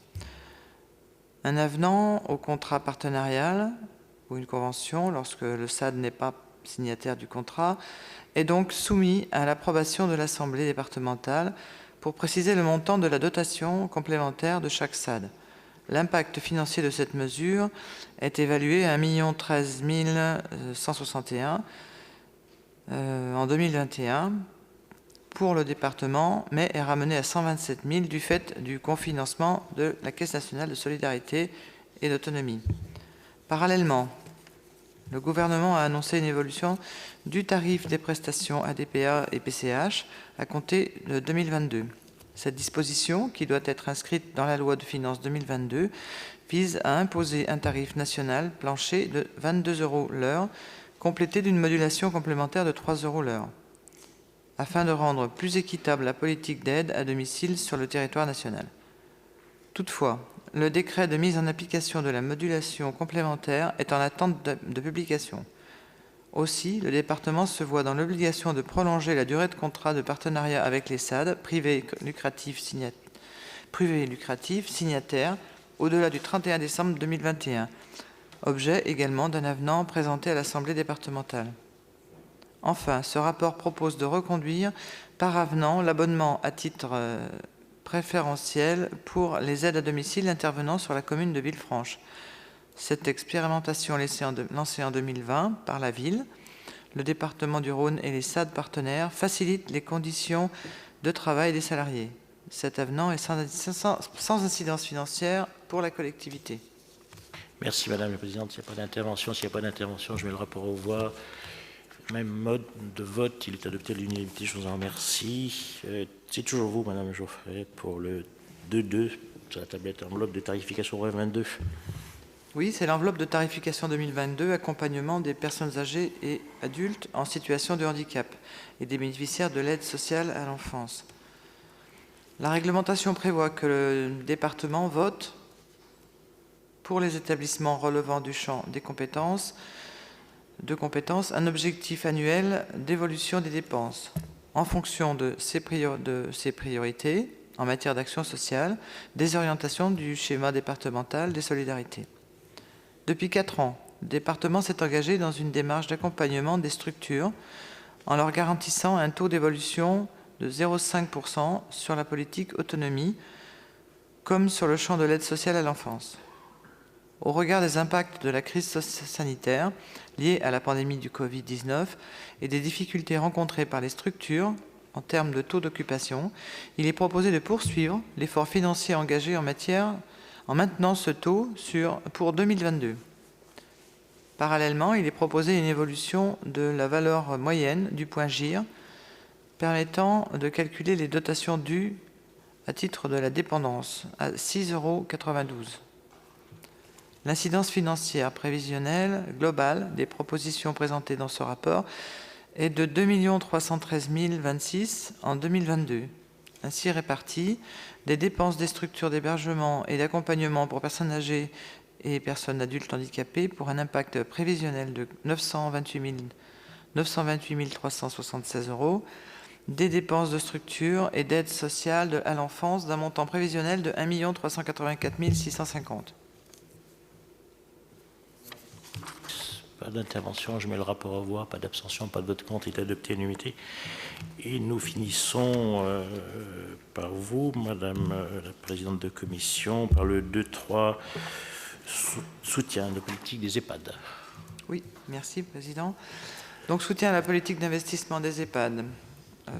Le département soutient la politique d'extension, de transformation, rénovation des places au sein des établissements pour personnes âgées par l'octroi d'une subvention de 5 000 € par lit. Afin de soutenir l'investissement des structures, cette subvention est versée en amont des travaux. Les structures ayant ensuite un délai de réalisation de 2 ans. 2 structures subventionnées voient arriver cette durée à échéance, l'EHPAD de Sainte-Anne à Brignais, 210 000 € de subvention, et l'hôpital de Villefranche-Nord, 549 000 € de subvention. Les projets et priorités des structures ayant été bouleversées par la crise Covid écoulée, il est proposé de prolonger d'1 an l'attribution de ces subventions afin de leur permettre de réaliser les travaux. Merci, pas d'intervention, pas de vote contre, pas d'abstention. Le rapport a été adopté à l'unanimité. C'est Annick Lafay qui va nous parler de la maîtrise du RSA. Merci, Président. Mes chers collègues, donc nous poursuivons dans le cadre de notre politique en faveur de l'insertion et de l'emploi notre action en faveur du juste droit. L'objet du présent rapport est de proposer, dans la continuité du plan de maîtrise de la dépense du RSA approuvé en juin 2015, de nouvelles actions innovantes permettant à la fois de renforcer la politique de contrôle de cette prestation et de dynamiser les parcours d'insertion. Ce rapport est sans impact financier. Les actions proposées au présent rapport concourent à la non-dépense de l'allocation RSA. L'allocation de RSA représente une part importante du budget départemental, soit 8,49% du budget de fonctionnement. Dans sa volonté d'assurer un juste droit en matière de RSA, l'Assemblée départementale a ainsi approuvé en juin 2015 la mise en place d'un plan de maîtrise de la dépense RSA se déclinant en deux volets, un volet préventif et un volet politique des contrôles a posteriori. Face à l'accroissement continu de la dépense et afin de garantir le juste droit, nous avons mis en place un certain nombre d'actions volontaires. Donc la mise en place d'amendes administratives, la réalisation de 9 opérations de contrôle ciblées autour des publics nécessitant une vigilance et la mise en place d'informations collectives RSA dès l'entrée dans le dispositif. Ce plan de contrôle, conduit sur une durée de 7 ans, de 2015 à 2021, a permis une économie moyenne de 2,52 millions d'euros par an, soit 15,10 millions d'euros au total. Il convient également de souligner le travail important réalisé par les instances de médiation locales, donc présidées par les présidents des CLI, Commissions locales d'insertion, qui ont doublé le nombre de sanctions des droits RSA, 734 en 2019 contre 313 décisions en 2015. Je profite de ma prise de parole pour remercier mes collègues présidents de CLI. Donc, il est joint à ce rapport en annexe le bilan du plan de maîtrise de la dépense RSA au titre de l'année 2020.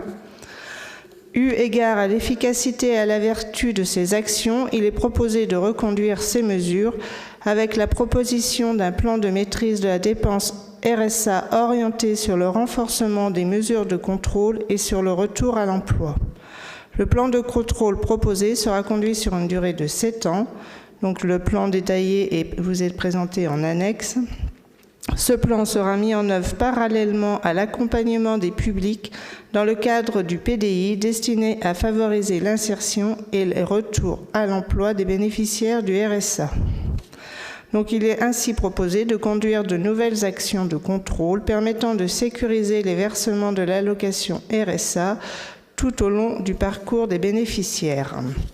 Voilà, donc mes chers collègues, je vous remercie de bien vouloir approuver la reconduction du plan de maîtrise de la dépense RSA sur la période 2021-2027, tel que présenté en annexe. Merci, Madame la Présidente. Vous savez qu'aujourd'hui, il y a un débat au niveau national, peut-être de nationaliser le RSA. Ça ne fait pas le bonheur d'un département comme le nôtre, parce que si on paye pour les autres... voilà. Dans la politique d'accompagnement, il y a des départements qui n'ont pas du tout la même politique que la nôtre. Moi, je voudrais, et vous avez bien fait de le souligner, remercier les présidents de CLI. Je l'ai été dans le mandat d'avant, et c'est parfois du cousu humain. C'est parfois des gens qu'il faut vraiment accompagner, qu'il faut dire les choses quand ils viennent. Et voilà, donc je voudrais vous remercier parce que je sais beaucoup de temps que vous y passez sur des territoires qui sont parfois, je dirais, mutualisés sur ce qu'on appelle des bassins de vie. Qui sont parfois pas à l'extérieur de votre canton, vous les remerciez. Rappelez juste un chiffre à ce qui a été donné, c'est que les contrôles qu'on a opérés l'année sur le mandat d'avant, c'est 12 millions. 12 millions qu'on a récupérés. 12 millions, c'est une année de soutien aux communes, mesdames et messieurs les maires. Donc, vous voyez, on n'est pas là pour persécuter, mais simplement pour faire en sorte que les gens qui touchent des prestations soient les bonnes personnes, parce que c'est comme parfois sur d'autres dossiers, c'est pas le bon qui vient. Mais bon, merci aussi à ces gens et ces hommes et femmes qui font les contrôles. Et puis, à travers les élus, c'est aussi le service de psychologie, tous ceux qui sont sur le territoire. C'est une des postures, je dirais, dans le grand champ du social, qui est, comme on le sait, la partie sociale, quasiment plus de la moitié du budget, comme je dis souvent, avant le carnet de naissance jusqu'à la fin de vie, mais dedans, il y a ce que l'État nous a gentiment lui est transféré avec un partenaire qui est la CAF. Parfois, il faut apprendre à parler couramment le CAF, et c'est pas facile. Et c'est pas facile du tout, surtout pour l'utilisation du fichier. C'est un autre. Et puis, j'aurais remercié notre payeur qui, lui, est au bout du bout, qui verse les prestations, ou qui va de temps en temps chercher ou tenter de récupérer, tout autant que la personne existe ou soit encore sur le territoire national. Ça, c'est un autre débat pour lequel j'engage systématiquement des poursuites. Systématiquement. Alors, bon, inutile de vous dire qu'on ne récupère rien, hein, mais c'est le principe. C'est le principe. Donc, je mets le rapport aux voix tel qu'il vous a été présenté, sauf s'il y a des demandes d'intervention, pas de demande d'intervention, pas d'abstention, pas de vote contre, il est adopté à l'unanimité. Et c'est Madame Darphin qui va nous parler peut-être du territoire. Oui. Sur le 3.1. Politique agricole et forestière. Donc, dans le cadre du programme de développement rural, nous avons passé quelques dossiers de subventions. Opération 4.15, c'est les projets agricoles concernant l'eau, 3 dossiers pour 7 917,25 €. Le programme 4.21, c'est des agrandissements de magasins de producteurs sur Genasse, enfin le canton de Genasse à Jon, pour 47 598 €. Des bâtiments d'élevage, 10 projets pour 206 985 €. Des rénovations de vergers, 3 dossiers pour 29 982 €. Du matériel porté par des CUMA pour 56 949 €. Pour la filière fruits, alors fruits et maraîchers, 7 dossiers pour le maraîchage, 143 878 €. 10 dossiers pour la filière fruits, 174 479 €. Au niveau de la politique forestière, des investissements matériels pour le bois, donc un dossier de 4 837,50 €. Également, dans l'opération 642 pour les micro-entreprises de la filière bois, un dossier à la scierie Gonachon pour 10 392 €, Saint-Igny-de-Vert. Un dossier à Cours pour 9 113 €, c'était du matériel forestier. Et puis, concernant la 861, du matériel d'abattage, débardage, transport, il y avait 6 dossiers pour 104 710 €. Voilà. Un autre volet dans ce rapport, c'était la prise en compte de divers écarts dans les précédents dossiers. Donc, ça impactait uniquement des euros et des centimes d'euros. Et puis, un dossier PENAP qu'on a rattrapé, c'était... enfin, il nous manquait des éléments techniques concernant le matériel. Donc, on a donné un avis favorable et on a alloué une subvention de 5 739 € à M. Brun à Vaugneray. Voilà, donc... pour une totalité de budget, 44 dossiers dans la politique agricole, 667 790 €, 9 dossiers pour la politique forestière, 129 054 €, et un dossier PENAP, 5 739 €, 802 584 € au total. Merci. S'il y a des interventions, s'il n'y a pas d'intervention, je mets le rapport aux voix. Il est adopté à l'unité. Peut-être une petite précision, j'ai signé un arrêté la semaine passée pour faire en sorte que notre collègue Vivien soit en charge des forêts. Monsieur Vivien, vous avez la charge des forêts. Toujours Madame Darfin. Alors, pour vous parler du plan Beaujolais, un comité s'est réuni le 11 octobre et a attribué des subventions à 10 exploitations, des aides matérielles, pour un montant total de 15 737 €. Vous avez la liste des viticulteurs concernés sur les cantons de Hans, Belleville, Glazé et Valdoin.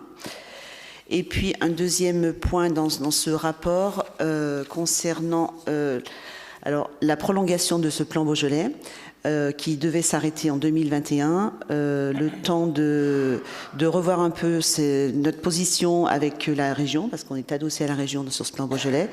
Donc on aura une année un petit peu charnière 2022 sur laquelle on rajoute une enveloppe idem aux années précédentes de 200 000 € pour laisser le temps d'écrire un nouveau plan Beaujolais, un plan Beaujolais numéro 2, avec la profession également, de voir où ils veulent aller également. Voilà, donc je vous propose d'attribuer une enveloppe complémentaire au plan Beaujolais 2017-2021, entre parenthèses 2022. Voilà.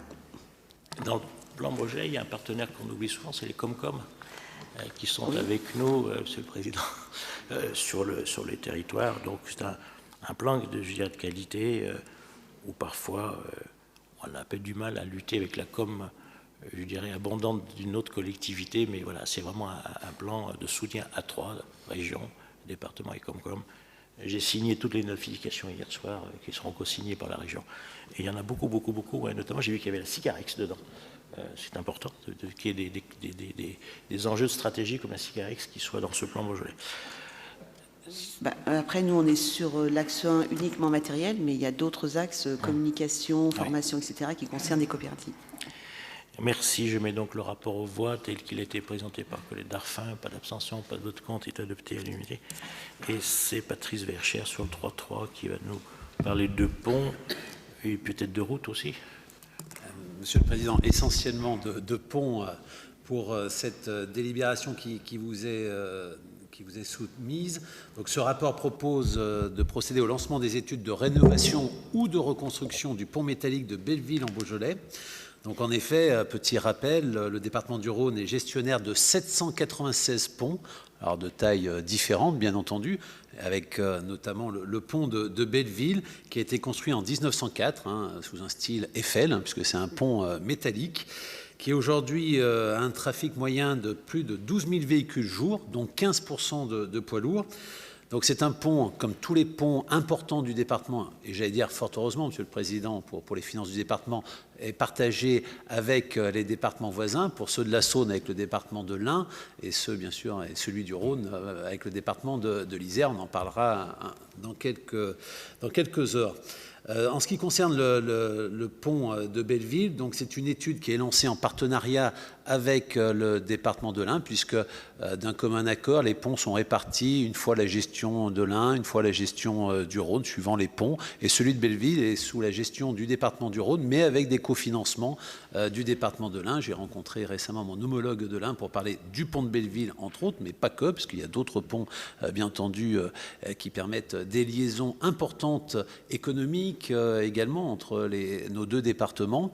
Et ce pont de Belleville, eh bien, nécessite des études complémentaires pour savoir, Monsieur le Président, si nous partons sur une rénovation de ce pont ou si on part sur une reconstruction de ce pont. Donc là aussi, on le voit bien, la nécessité de financements importants qui vont avoir lieu sur ce mandat, Monsieur le Président, en ce qui concerne les ponts, qui permettent vraiment au département d'être attractif, mais aussi des liaisons économiques entre les départements, que ce soit de l'Ain pour le pont de Belleville, mais aussi d'autres ponts avec le département de l'Isère.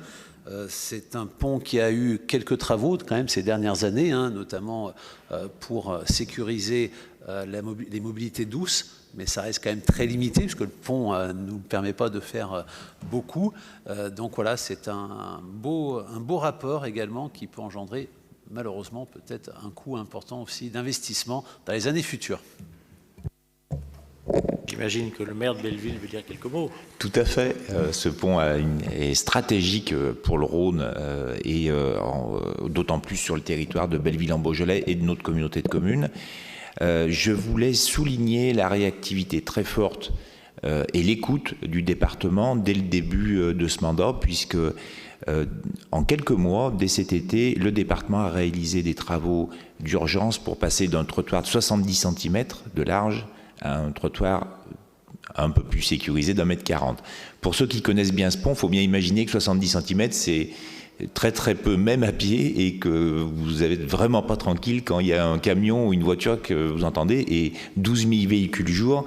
Je peux vous garantir que quand vous traversez ce pont par le passé, c'était à vos risques et périls.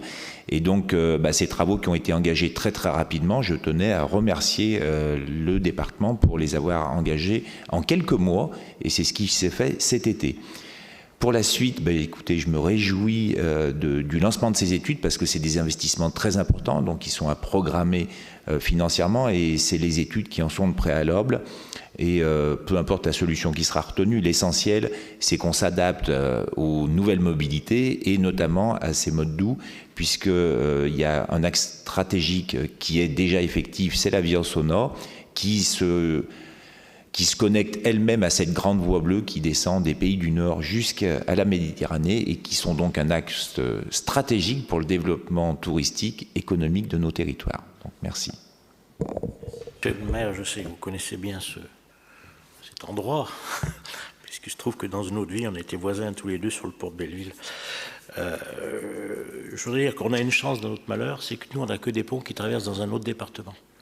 Donc ça veut dire que la note est coupée en deux, contrairement à nos collègues de la métropole où ça va de chez eux à chez eux. Voilà. Voilà. Peut-être d'un mot sur un autre pont pour lequel on est en regard vigilant, c'est celui de Condrieu. Monsieur le maire de Condrieu, on en a parlé cette semaine, les premières études ne sont pas bonnes du tout. Donc ça va certainement nous appeler à prendre d'autres modifications, certainement en termes de trafic, en termes de passage, en termes de poids de ceux qui l'utilisent. On en reparlera dans les prochains jours, mais ce que je sais, ce que j'ai vu dans le pré-rapport va nous amener à prendre d'autres décisions plus restrictives. S'il n'y a pas d'intervention, vous vouliez parler de votre pont, monsieur le maire de Condrieu? Oui, très rapidement, simplement pour préciser qu'on a une réunion entre guillemets d'urgence à ce sujet ce soir à 16h30. Donc, chers collègues, nous avons les mêmes préoccupations que vous. Voilà. Sachant que sur votre pont à vous, c'est ce que je disais tout à l'heure, il y a aussi une partie scolaire qui est très utilisée. Des jeunes de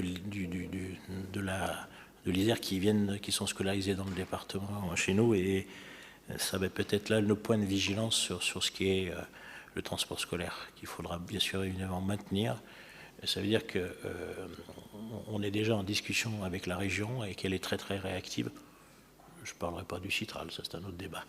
Voilà.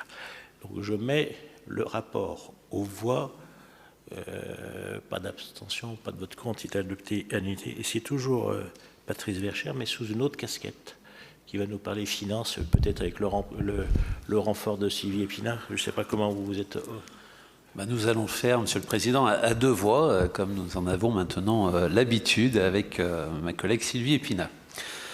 Donc, mes chers collègues, à l'approche de la fin d'exercice 2021, nous avons besoin de prendre une seconde décision modificative qui sera donc soumise à votre approbation. Le projet de décision modificative propose donc de revaloriser les crédits de fonctionnement à hauteur de 6,592 millions d'euros, ce qui conduit à porter les crédits de fonctionnement à la somme de 534 millions 794 et de ramener les crédits d'investissement à la somme de 200 millions, un peu plus de 200 millions d'euros, ce qui représente une baisse de 9,482 millions d'euros. Ainsi, il vous est proposé de revoir à la baisse, toutes sections confondues, le budget du département, qui passerait ainsi de 737,691 millions d'euros à 734,801 millions d'euros. Et le rapport qui vous a été remis détaille les ajustements de toute nature. Il est assez important.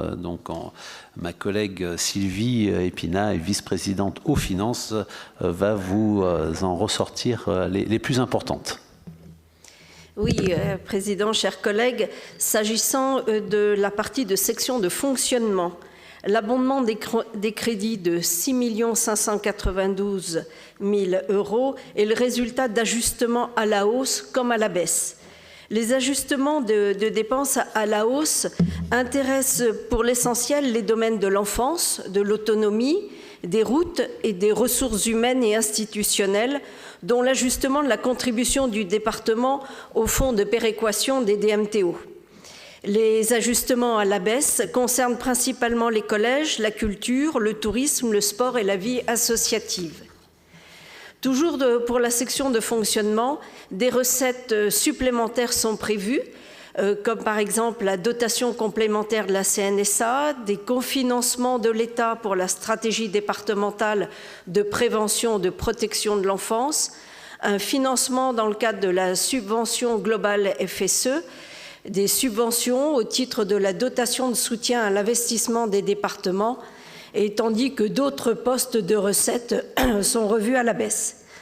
En matière de provisionnement, nous sommes soumis en recette à une reprise de provision à hauteur de 4 874 000 euros pour risques et charges de fonctionnement constitués en raison de l'épidémie de la Covid-19. Et en dépenses, la constitution de 2 provisions nouvelles pour un montant total de 2,3 millions. Alors vous avez dans le rapport l'intégralité de plus précis dans chaque politique de ces ajustements de cette réduction dans de modification budgétaire qui vous est soumis aujourd'hui.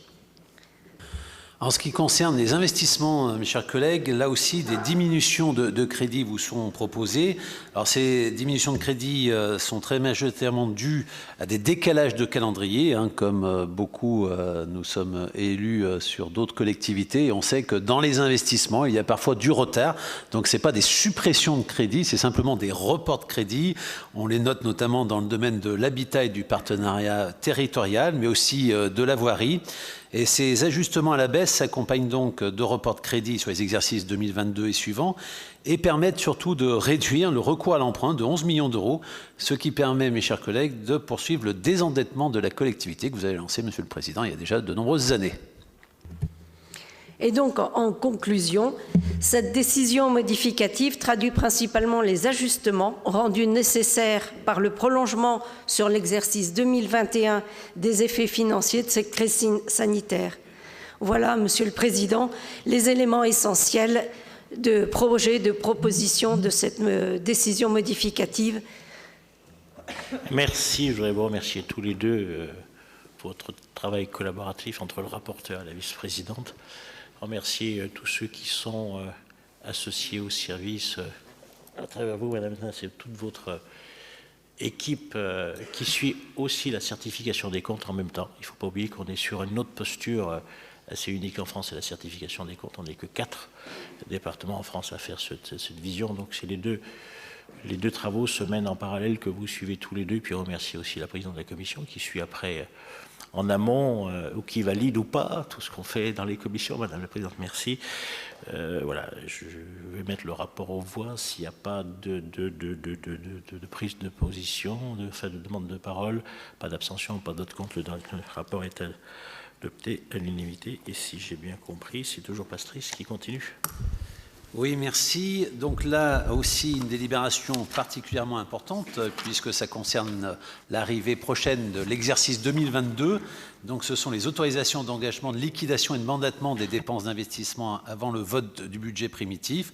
Donc en effet, la comptabilité publique précise les modalités d'exécution des dépenses avant l'adoption du budget primitif qui sera voté probablement fin mars. Donc pendant cette période-là, il faut que nous puissions autoriser notre président à effectuer, liquider et mandater les dépenses d'investissement dans la limite du quart des crédits ouverts au budget 2021, soit de 19 435 909 € et 47 centimes. Vous êtes donc invités, mes chers collègues, à autoriser notre président à pouvoir continuer à faire vivre nos investissements en ce début d'année 2022 qui approche. Je disais tout à l'heure, nous sommes vraiment dans un mandat d'investissement. Pas d'intervention, pas de demande dans ce sens, pas d'abstention, pas de vote contre. Le rapport est adopté. C'est toujours vous, Patrice, qui avez la parole sur le virement entre chapitres. Alors en effet, conformément à l'instruction M57, ce rapport a pour objet de vous informer sur l'utilisation par le président du conseil départemental de la faculté qui lui a été donnée par notre délibération du 9 avril 2021 de procéder à des virements de crédit entre chapitres. Donc depuis la dernière information que je vous ai donnée lors de la séance du 8 octobre dernier, 2 virements de crédit entre chapitres ont été réalisés dans le respect des plafonds autorisés. Un premier virement de fonctionnement de 135 522 € concernant un abondement des crédits alloués au Fonds de solidarité pour le logement à partir de lignes dédiées à l'insertion et un virement en investissement de 6 000 € qui permet de comptabiliser l'utilisation du bois coupé dans les forêts départementales pour la construction du centre technique départemental de Fleurieux-sur-l'Arbrelle. Voilà, Monsieur le Président. Monsieur Vivier-Merle, vous suivez tout ça pour le bois coupé. Donc je mets le rapport aux voix. Pas d'abstention, pas d'autre compte, adopté à l'unité. C'est Madame Chapeau qui va nous parler du casque sur la tablette 4.4. Merci, Monsieur le Président. Opération liée donc à la clôture des comptes du casque et à la reprise du solde de trésorerie par le département. Dans le cadre de la modernisation de sa politique d'action sociale en faveur de ses agents, le département a procédé à la reprise en régie des prestations correspondantes à compter du 1er janvier 2020. À la suite, l'association Comité d'action sociale et culturelle, qui gérait antérieurement ces prestations, a été liquidée. La dernière formalité à accomplir consiste à intégrer dans les comptes du département les postes de bilan de l'ancienne association et de reprendre le solde de trésorerie constaté lors du dernier arrêté comptable. À ce titre, vous êtes invités, mesdames, messieurs, à bien vouloir délibérer sur les propositions suivantes. La comptabilisation dans le bilan du département de la reprise des prêts sociaux consentis par l'association avant sa disparition pour un montant de 35 617,11 €. L'imputation en recette du solde de la trésorerie de l'association, soit d'une somme de 337 224,53 €. S'il y a des demandes d'intervention, s'il n'y a pas de demande d'intervention, je mets le rapport aux voix, pas d'abstention, pas de vote contre, adopté à l'unanimité. Et c'est Madame Épinard. Oui, Monsieur le Président, il s'agit d'un rapport concernant les garanties d'emprunt. Comme cela a été rappelé lors de la dernière séance publique, le département poursuit une politique en matière de garantie d'emprunt dans le domaine du logement social, avec un appel à projet annuel à l'attention des bailleurs sociaux pour recenser et départager leurs demandes de garantie d'emprunt. Ce rapport 4.5 a pour objet de soumettre à votre approbation, d'une part, l'actualisation d'une garantie d'emprunt consentie par une délibération du 29 novembre 2019 à la SA d'HLM Habitat Beaujolais Val-de-Saône, qui a été absorbée par la société Aliade pour la construction de 16 logements à Lucenay. Et d'autre part, l'acte formalisant une demande de garantie d'emprunt déposée par Aliade Habitat et retenu dans le cadre de l'appel à projet 2019 pour l'acquisition en l'état futur d'achèvement de 7 logements à Ternay. Au vu de ces éléments, vous êtes invités, mesdames et messieurs, à vouloir approuver l'octroi de ces 2 garanties d'emprunt au bénéfice d'Aliade Habitat, représentant un encours garanti de 1 231 319 €, dont 375 207 € d'encours nouveau et finançant 23 logements sociaux sur le territoire. Merci, c'est opération classique du garantie d'emprunt. Pour mémoire, je crois qu'on a à peu près en garantie d'emprunt l'équivalent d'un budget sur tout le total de total, hein, sur toutes les garanties d'emprunt. Pas de vote contre, pas d'abstention, le rapport est adopté à l'unanimité et c'est toujours vous, Madame Épinard, qui nous parlez de la Chambre régionale des comptes. Oui, il s'agit des suivis des observations de la Chambre régionale des comptes. Ce rapport a pour objet de vous présenter les actions entreprises par la collectivité à la suite du rapport d'observation défini établi en 2020 par la Chambre régionale des comptes Auvergne-Rhône-Alpes sur la gestion au cours des exercices 2014 à 2018 du département du Rhône. Je tiens à vous préciser que cette présentation revêt un caractère obligatoire. La Chambre régionale des comptes n'a émis qu'une seule recommandation sur la gestion du département du Rhône, en invitant ce dernier à constater les restes à réaliser, aussi bien en fonctionnement qu'en investissement. Cette recommandation a commencé à être mise en œuvre par les services du département, notamment en investissement, avant même l'achèvement du contrôle. La CRC a également formulé quelques observations sur les modalités de la création de la métropole de Lyon, qui a conduit le département à se scinder, et les conséquences pour les départements de cette réforme territoriale sans précédent. Ces observations ont donné lieu à l'adoption de mesures correctives, telles que par exemple l'approbation d'un nouveau schéma départemental d'accueil et d'habitat des gens du voyage, et la mise en place d'une concertation régulière entre les services départementaux et les services métropolitains dans le domaine des collèges pour garantir une bonne continuité des services publics de l'enseignement. Enfin, la Chambre a fait des observations sur le transfert de certains bâtiments à la métropole de Lyon, et cela fait un point qui fait l'objet d'une attention particulière. Au vu de ces éléments, vous êtes invités à donner acte de la communication de ce rapport qui est contenu dans vos tablettes. Les interventions? Pas d'intervention. C'est vrai que sur la Chambre revient sur ce qui a été la loi Maptam et Nôtre sur la séparation département du Rhône, même si on a une soulte de 72,3 millions par an, on a quand même dans cette aventure laisser quelques plumes financières. On a des sujets communs, mais pour lesquels il n'y a pas de discussion. C'est le centre de gestion. On a tenté cette semaine d'avoir une vision, je dirais, plus éclairée sur la MDPH, mais l'Assemblée nationale n'a pas retenu l'amendement qu'on avait fait déposer pour avoir une séparation de nos deux MDPH. Et puis il y a le budget sapeur-pompier qui ne fait pas débat, puisqu'on a voté tout à l'heure en commission permanente l'augmentation du budget. Voilà. Le sujet, c'est un peu un sujet aujourd'hui de bâtiment, sur celui-ci et sur celui d'à côté, où, si j'ai bien compris, le président de la métropole se verrait bien s'installer ici. Bon, il faudrait qu'il lise, je dirais, plus attentivement la séparation, l'arrêt de la Cour, et qu'il lise, je dirais, plus d'acuité. Je suis prêt à lui prêter mes lunettes pour qu'il sache qu'il n'est pas en capacité de s'installer tant qu'on sera ici. Voilà. Mais il n'en demeure pas moins qu'il y a des travaux dans cette maison qu'on partage avec l'État et que vous imaginez qu'un bâtiment comme ça, c'est quand on y fait des travaux, c'est plus cher que dans un modulaire. Et là, on est sur des sommes colossales. Alors, on n'a pas encore d'eau dans la salle ici, mais il y a de l'eau qui coule ailleurs. Voilà, donc c'est un débat. Mais je suis très heureux que la Chambre ait reconnu cette spécificité, à tout le moins sur les bâtiments. Et donc, Monsieur le Directeur est en contact permanent avec la secrétaire générale de la préfecture pour pas commencer la première gâchée de béton, mais pour commencer à imaginer comment seront là les travaux. On est juste sur 20 millions d'euros. Hein. Voilà. Donc, je vous invite à voter ce rapport. Pour ceux qui voudraient le voter, pas d'abstention, pas de vote contre. Il est adopté à l'unanimité. Et c'est toujours vous, Madame Michelin, qui continue. Oui.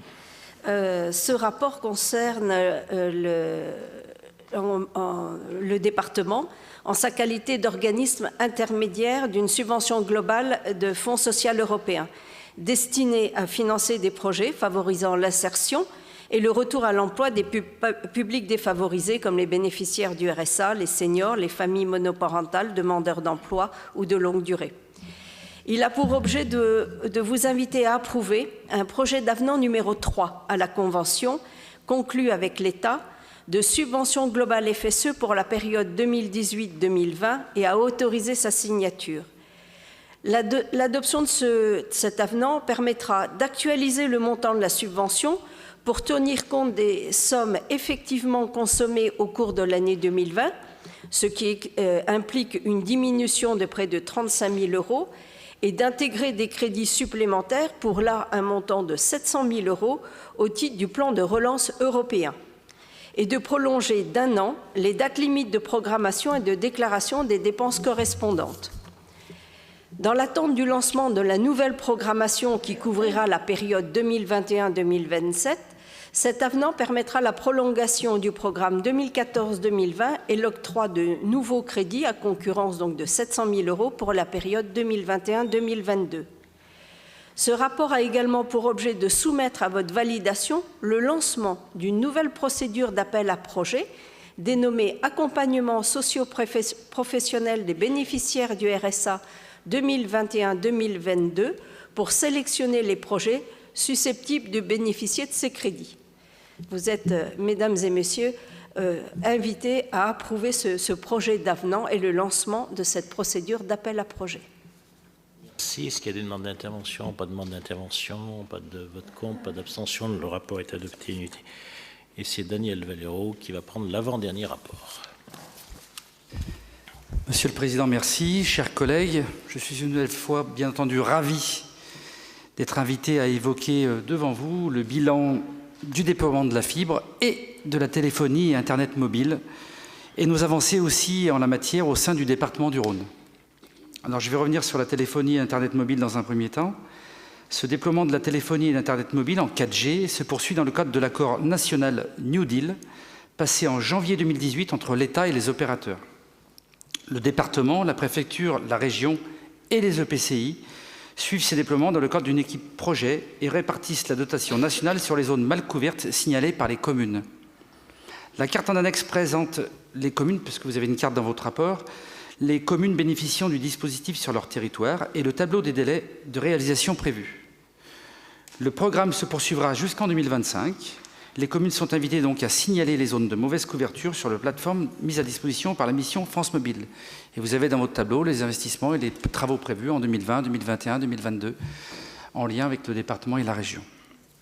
Et puis, comme vous le savez, je reviens sur la fibre, la France s'est engagée dans un immense chantier, un chantier national d'infrastructure avec le déploiement de la fibre optique sur tout son territoire. Le plan national, qui a fixé le cadre de ces déploiements, prévoit que chaque Français ait accès à la fibre optique avant 2025 et l'objectif sera vraisemblablement tenu. La France a même une position de leader. 60% des ménages et entreprises françaises ont, au moment où je vous parle, accès à la fibre. À titre de comparaison, écoutez bien, ils sont seulement 15% en Allemagne ou au Royaume-Uni. Les départements français avaient bien sûr un rôle important à jouer dans ce plan et le Rhône ne fait pas exception. Les 208 communes de notre département seront équipées à 100%, 155 par Orange et 53 par SFR FTTH, qui est devenu entre-temps XP Fibre. Comme j'ai déjà eu l'occasion de vous le rappeler, le département du Rhône a négocié fermement avec les opérateurs. Ce que nous avons obtenu, vous vous en souvenez, c'est que les opérateurs prennent en charge intégralement le financement de l'installation de la fibre optique. Et ça, c'est une quasi-exception parmi les départements français. Alors que ce déploiement ne coûte rien aux contribuables rhodaniens, on prend toujours un exemple, le département de l'Isère y consacre 100 millions d'euros. Il n'est pas le seul, nous pourrions aussi citer la Loire qui est à côté de nous, qui y consacre le double, et bien d'autres. Ça n'a pas été facile, mais c'est une vraie chance pour le Rhône, vu l'état des finances publiques, Monsieur le Président, que de déployer un tel investissement sur des fonds à 100% privés. Ce déploiement est donc gratuit pour nous, mais aussi il est rapide. Quand en moyenne 60% des Français sont connectés, et encore essentiellement dans les métropoles et les grandes agglomérations, ce sont 80% des Rhodaniens qui ont déjà accès à la fibre optique. Il y a seulement 5 ans, en décembre 2016, quand j'ai présenté ici même dans cette salle le schéma directeur territorial d'aménagement numérique, le SDTAN, rappelez-vous, à cette assemblée, les Rhodaniens connectés étaient à peu près 0%. L'échéance convenue avec les opérateurs est par ailleurs le même pour chaque Rhodanien, quel que soit son lieu de résidence ou de travail dans le Rhône. Il aura accès à la fibre optique avant la fin 2022, c'est-à-dire 3 ans plus tôt que l'échéance fixée par le plan national qui, je vous le rappelle, fixe 2025.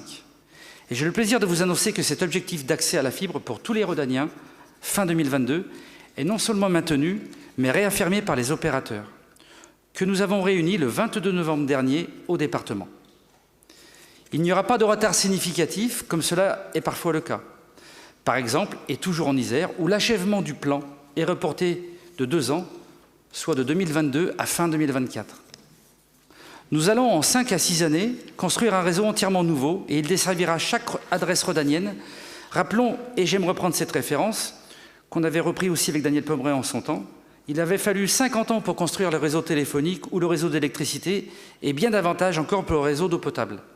Aussi, et même si pour les 20% des Rhodaniens qui n'ont pas encore accès à la fibre, cela ne va pas assez vite, je pense qu'il faut saluer la performance. J'espère pouvoir annoncer dans 1 an, Monsieur le Président, devant cette même Assemblée, que le plan ambitieux que nous avons engagé en 2016 a abouti et que tous les Rhodaniens ont accès à la fibre.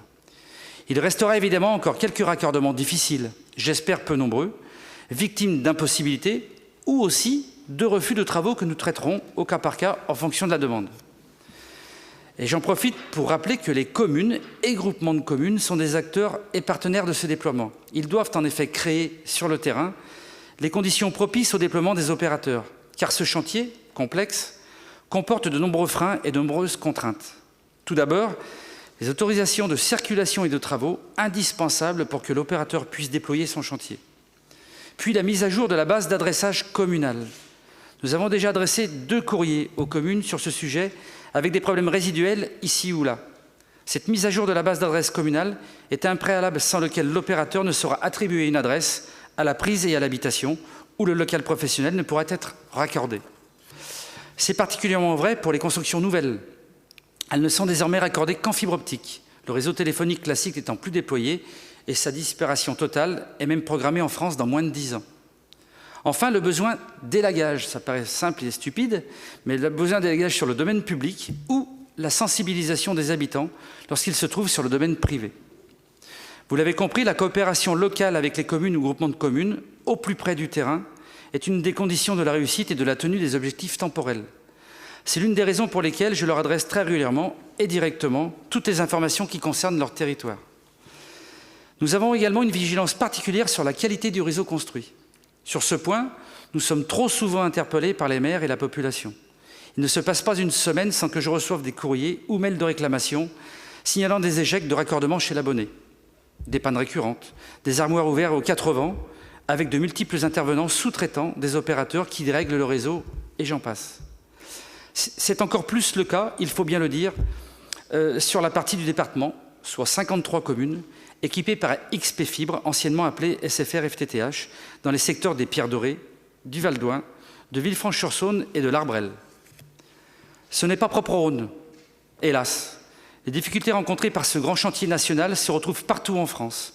Les travaux de XP Fibre et de ses sous-traitants sont régulièrement pointés du doigt, à tel point que l'ARCEP, l'Autorité de régulation des communications électroniques et des postes, a engagé à la fin du mois d'octobre une procédure de contrôle et d'audit sur les méthodes de cet opérateur au plan national.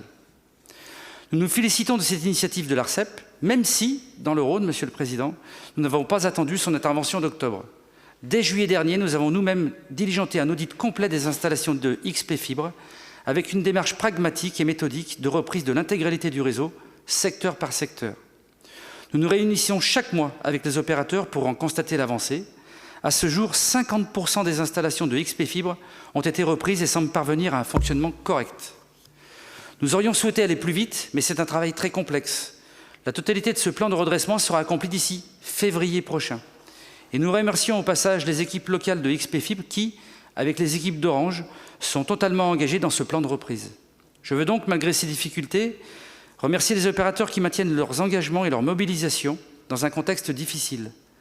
Rappelons à cet endroit, d'une part, la pandémie, qui rend les chantiers plus compliqués et la demande d'une connexion de qualité à la maison plus pressante, bien entendu, puisque l'intensification, par exemple, du télétravail, la reprise économique, dans ce secteur comme dans d'autres, elle crée des flux tendus et des difficultés d'approvisionnement en matériaux et composants indispensables au déploiement. On pourrait, par exemple, évoquer l'acier pour la fourniture de poteaux métalliques. On a aussi l'augmentation constante de la population sur nos territoires. Et ça, je ne vous en avais jamais parlé. Elle accentue également la pression sur les opérateurs, sur leur plan de charge et leur budget.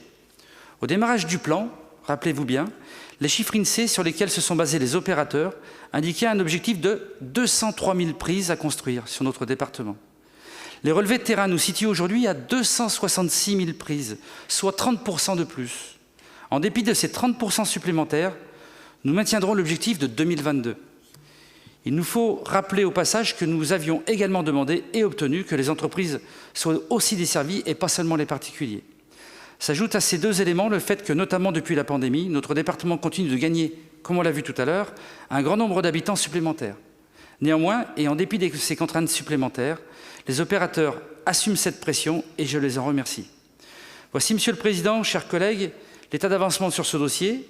Vous disposez en annexe du rapport de tous les éléments chiffrés et détaillés commune par commune. Toutes nos communes, toutes nos comités de communes, tous nos habitants et toutes nos entreprises sont concernés par ce plan fibre pour les Rhodaniens et nous sommes tous mobilisés derrière un objectif commun. Même s'il reste beaucoup de travail, le plan avance. Il avance vite et bien et sait se montrer agile dans un contexte contraint et évolutif. Et je continuerai bien entendu à vous tenir informés. Je voudrais aussi finir mon propos, Monsieur le Président, pour remercier les services, bien sûr, mais plus particulièrement messieurs Mestefaoui et Fournier, qui sont derrière moi depuis de nombreuses années maintenant et qui m'aident grandement dans ma tâche. Merci, Monsieur le Président. Merci. Est-ce qu'il y a des demandes d'intervention? C'est vrai qu'on reçoit beaucoup de lettres.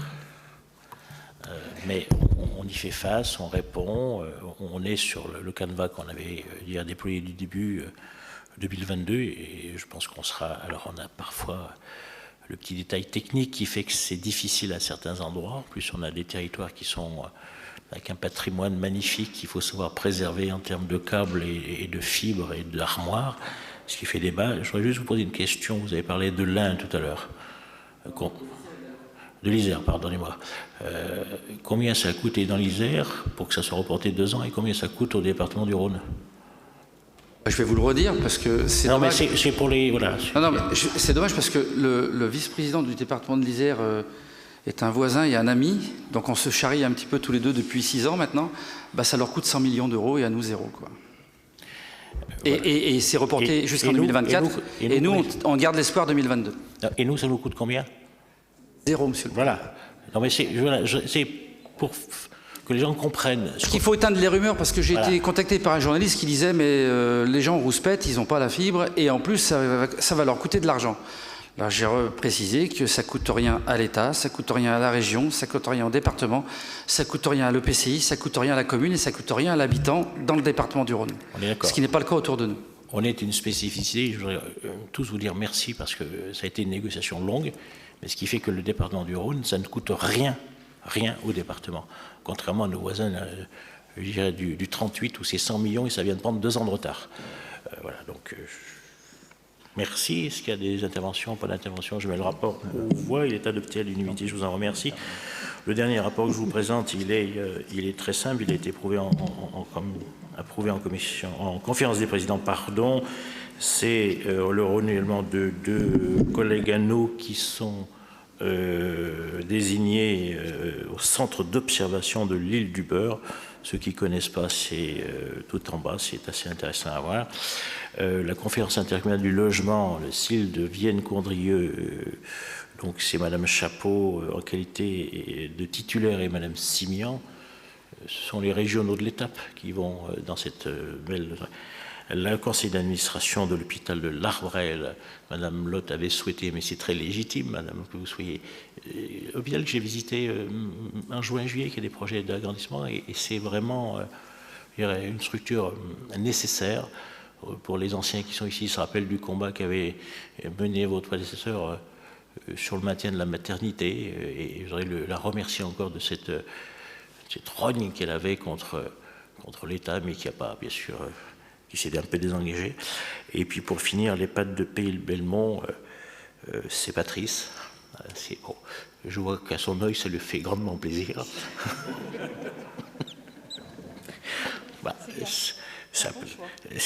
Colette Darfin Tomino est tout à fait content, mais peut-être qu'il est dans l'anticipation du futur. Il était peut-être voir si c'est pas mal comme établissement et que peut-être que ça pourrait lui servir un jour. Ça servira forcément à quelqu'un, mais bon, voilà. Nous en avons fini. Est-ce qu'il y a des demandes d'intervention, de déclaration, de ce que vous voudrez? Donc je vous confirme que notre prochaine séance... Daniel Julien, pardon. Non, c'est juste une petite chose par rapport à la fibre précédemment, là, dont je ne vais pas revenir sur les difficultés, etc. Et puis de l'avancement, mais on est sollicité dans les communautés de communes par une entreprise qui nous propose de remplacer, alors ça concerne plus les paris peut-être que le département, mais de remplacer le réseau câble par une formule fibrée, etc. Mais on arrive dans des tarifs un peu... exorbitant, donc je ne sais pas si au niveau du département on a une réflexion commune sur ce service des communes qui était gratuit jusqu'à maintenant à travers les paris et qui, parce que pour nous c'est un peu la bouteille à l'encre, hein, c'est un peu difficile de rentrer sur ces questions. Alors là je vais prendre ma casquette de président des paris. Alors il y a beaucoup de gens qui anticipent puisque la délégation s'arrête en 2025. Et donc, bien entendu, vous allez tous être sollicités par tout un tas de privés qui vont vouloir sauter sur l'opportunité. Aujourd'hui, la délégation va jusqu'en 2025. Et quoi qu'il arrive, il n'y a pas de raison que ça change et que cette gratuité restera. En revanche, on en parlera avec Daniel Pommeret et le SRDC. Il faudra peut-être qu'on anticipe en fonction de l'évolution. Soit on va jusqu'au bout, soit il y a une vente possible, comme on l'avait déjà évoqué entre nous, et qu'on a évoqué aussi avec la métropole. Donc, quoi qu'il arrive, on avait, avec Daniel Pommeret, à chaque fois qu'on va aux réunions du SRDC, on avait dit que le lien essentiel et l'élément essentiel de cette DSP, il fallait qu'on le garde, c'est-à-dire la gratuité jusqu'en 2025. Donc, des calculs ont été faits avec le département, notamment avec le SDMIS, qui avait aussi une crainte pour savoir comment ça allait leur coûter et autres. Il y a des études qui ont été faites, il y a des possibilités qui sont faites. Je sais qu'il y a des communes ou des communautés de communes qui travaillent déjà pour l'installation d'une fibre noire et autres, dédiée uniquement à la collectivité. En fait, chacun fait comme il le souhaite, mais les paris via le département et la métropole, mais en ce qui nous concerne le département, vous tiendra au courant de l'avancée, mais au moment où je vous parle, en tous les cas, il est hors de question que ça soit annulé pour une raison qu'on ne connaît pas. Voilà, ça c'est sûr et certain. Mais on vous tiendra bien entendu au courant via les paris et avec Daniel Pommeret, le SRDC. Oui, tout à fait. En tant que représentant du syndicat rhodanien de distribution du COP qui regroupe toutes les communes du département quasiment, je confirme que les communes sont bien informées de cette échéance de 2025. C'est vrai que c'est plusieurs millions d'euros de prestations de services dont bénéficient gratuitement les communes, les communautés de communes, le SDMIS et donc le département du Rhône également, hein, qui est concerné. Et donc les solutions Après, je pense qu'il n'y aura pas une solution commune. Il y aura peut-être des échanges d'expériences, mais ce sera géré soit directement par les communes, soit par les EPCI, soit par le département pour ce qui le concerne, puisqu'il y aura toutes les MDR, tous les collèges, voilà, tous les établissements publics. Monsieur le Président, si je peux juste me permettre, pour le département, par exemple, on n'attend pas 2025, on regarde les possibilités et on étudie. Voilà. Donc je pense que c'est plutôt noble et prudent que les EPCI, les collectivités, regardent d'un peu plus près. On a le temps, on est en 2021, on va attaquer 2022, mais c'est important de se renseigner et de regarder. Le département pourra aussi faire part de sa réflexion et d'expliquer sur quoi il irait dans telle formule ou telle formule. Peut-être que ça pourrait servir aussi aux EPCI. Mais là, le président réunit régulièrement les présidents d'EPCI et ça pourrait faire l'objet d'un ordre du jour dans une réunion avec les présidents d'EPCI. Donc voilà, mais effectivement, on a le temps, mais tout en ayant le temps, il faut être attentif et être vigilant et commencer à regarder comment ça pourrait fonctionner plus tard. En termes de millions d'euros, ça dépend si c'est les manifestants ou si c'est la police, mais on est entre 2,5 millions et 4 millions, les chiffres ne sont pas vraiment définis, mais on est entre 2,5 millions et 4 millions d'euros par an de gratuité de service quand même. Vous avez anticipé ce que je voulais vous proposer. Je crois peut-être qu'à la prochaine réunion des présidents d'Interco, il y ait une intervention sur le fond du plan fibre. Vous voyez, je ne parle plus du câble, on est déjà sur le très haut débit. Donc sur le plan, sur la posture, et que en ligne de mire cette date de 2025, et peut-être qu'on peut y rajouter un sujet, moi, qui me tient beaucoup à cœur, pour lequel j'ai beaucoup travaillé dans une autre vie, c'est le cyber, où vous n'êtes pas à l'abri, tous, dans vos collectivités, dans votre structure, d'une plaisanterie de tel ou tel. Je rappellerai que l'opération de Villefranche-sur-Saône, l'hôpital, c'est plus d'1 million d'euros. Plus d'1 million d'euros, le coût. Et que ceux qui se rappellent les propos de notre collègue Madame Jury, et qui un matin est arrivé dans sa commune où il n'y avait plus de plan, il n'y avait plus, où un gentil hacker, ou pas forcément gentil du reste, lui avait pulvérisé ses données d'urbanisme. Voilà, c'est quelque chose dont... Alors, il y a ceux qui s'en rendent compte, il y a ceux qui ne s'en rendent pas compte sur les attaques cyber, sur les attaques... Patrice connaît mieux le sujet que moi parce qu'il l'a suivi après, mais bon, on est vraiment... l'entreprise Pierre Fabre, c'est 16 millions d'euros de pertes. Voilà. Après, vous avez les grands groupes, mais vous avez aussi des petites PME qui se font piller ce qu'on appelle le R&D, hein, sur leurs travaux par des hackers qui sont ou revendus ou simplement pour certains pour s'amuser. Mais avec des pare-feux parfois très simples, des mesures parfois simples. Donc on est en train d'y travailler au département et on pourra peut-être aussi proposer certaines choses, peut-être tout simplement par le biais de l'UGAP.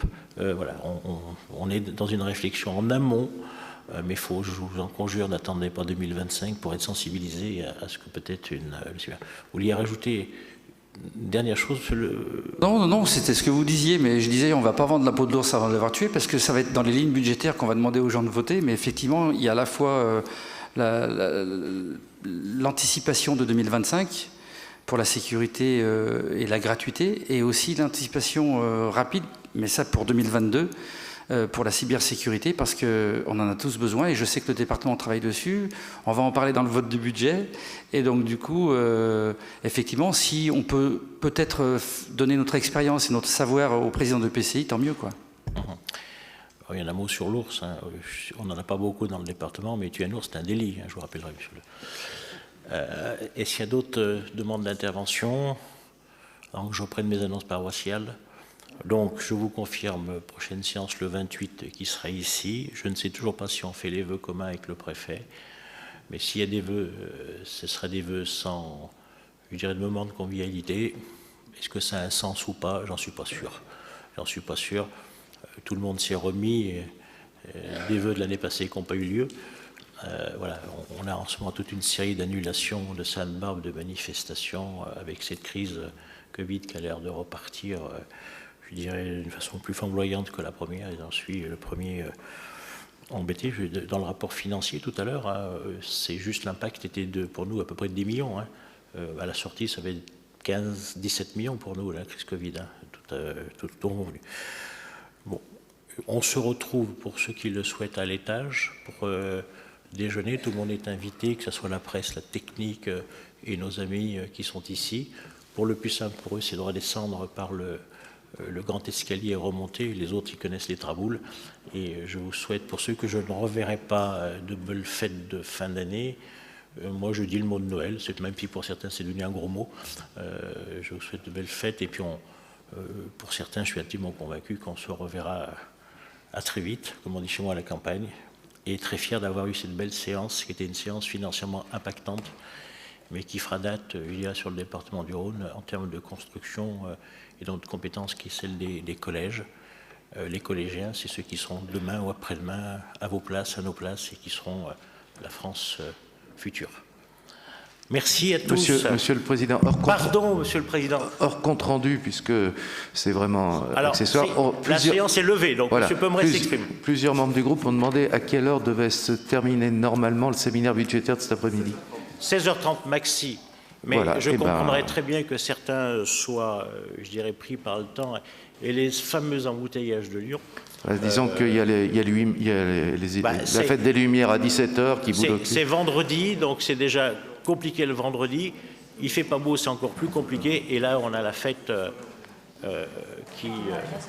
donc c'est à 15h. C'est à 15h. On est vraiment sur un cadre général. On est sur une vision qui est à la main des deux. Elle a lieu dans cette salle? Oui, voilà. Pour les affaires. Elle est ici. Vous pouvez laisser vos affaires, il n'y a pas de souci. En principe, les documents pour lesquels on travaille, on ne les vole jamais, donc voilà, vous pouvez les laisser. Merci.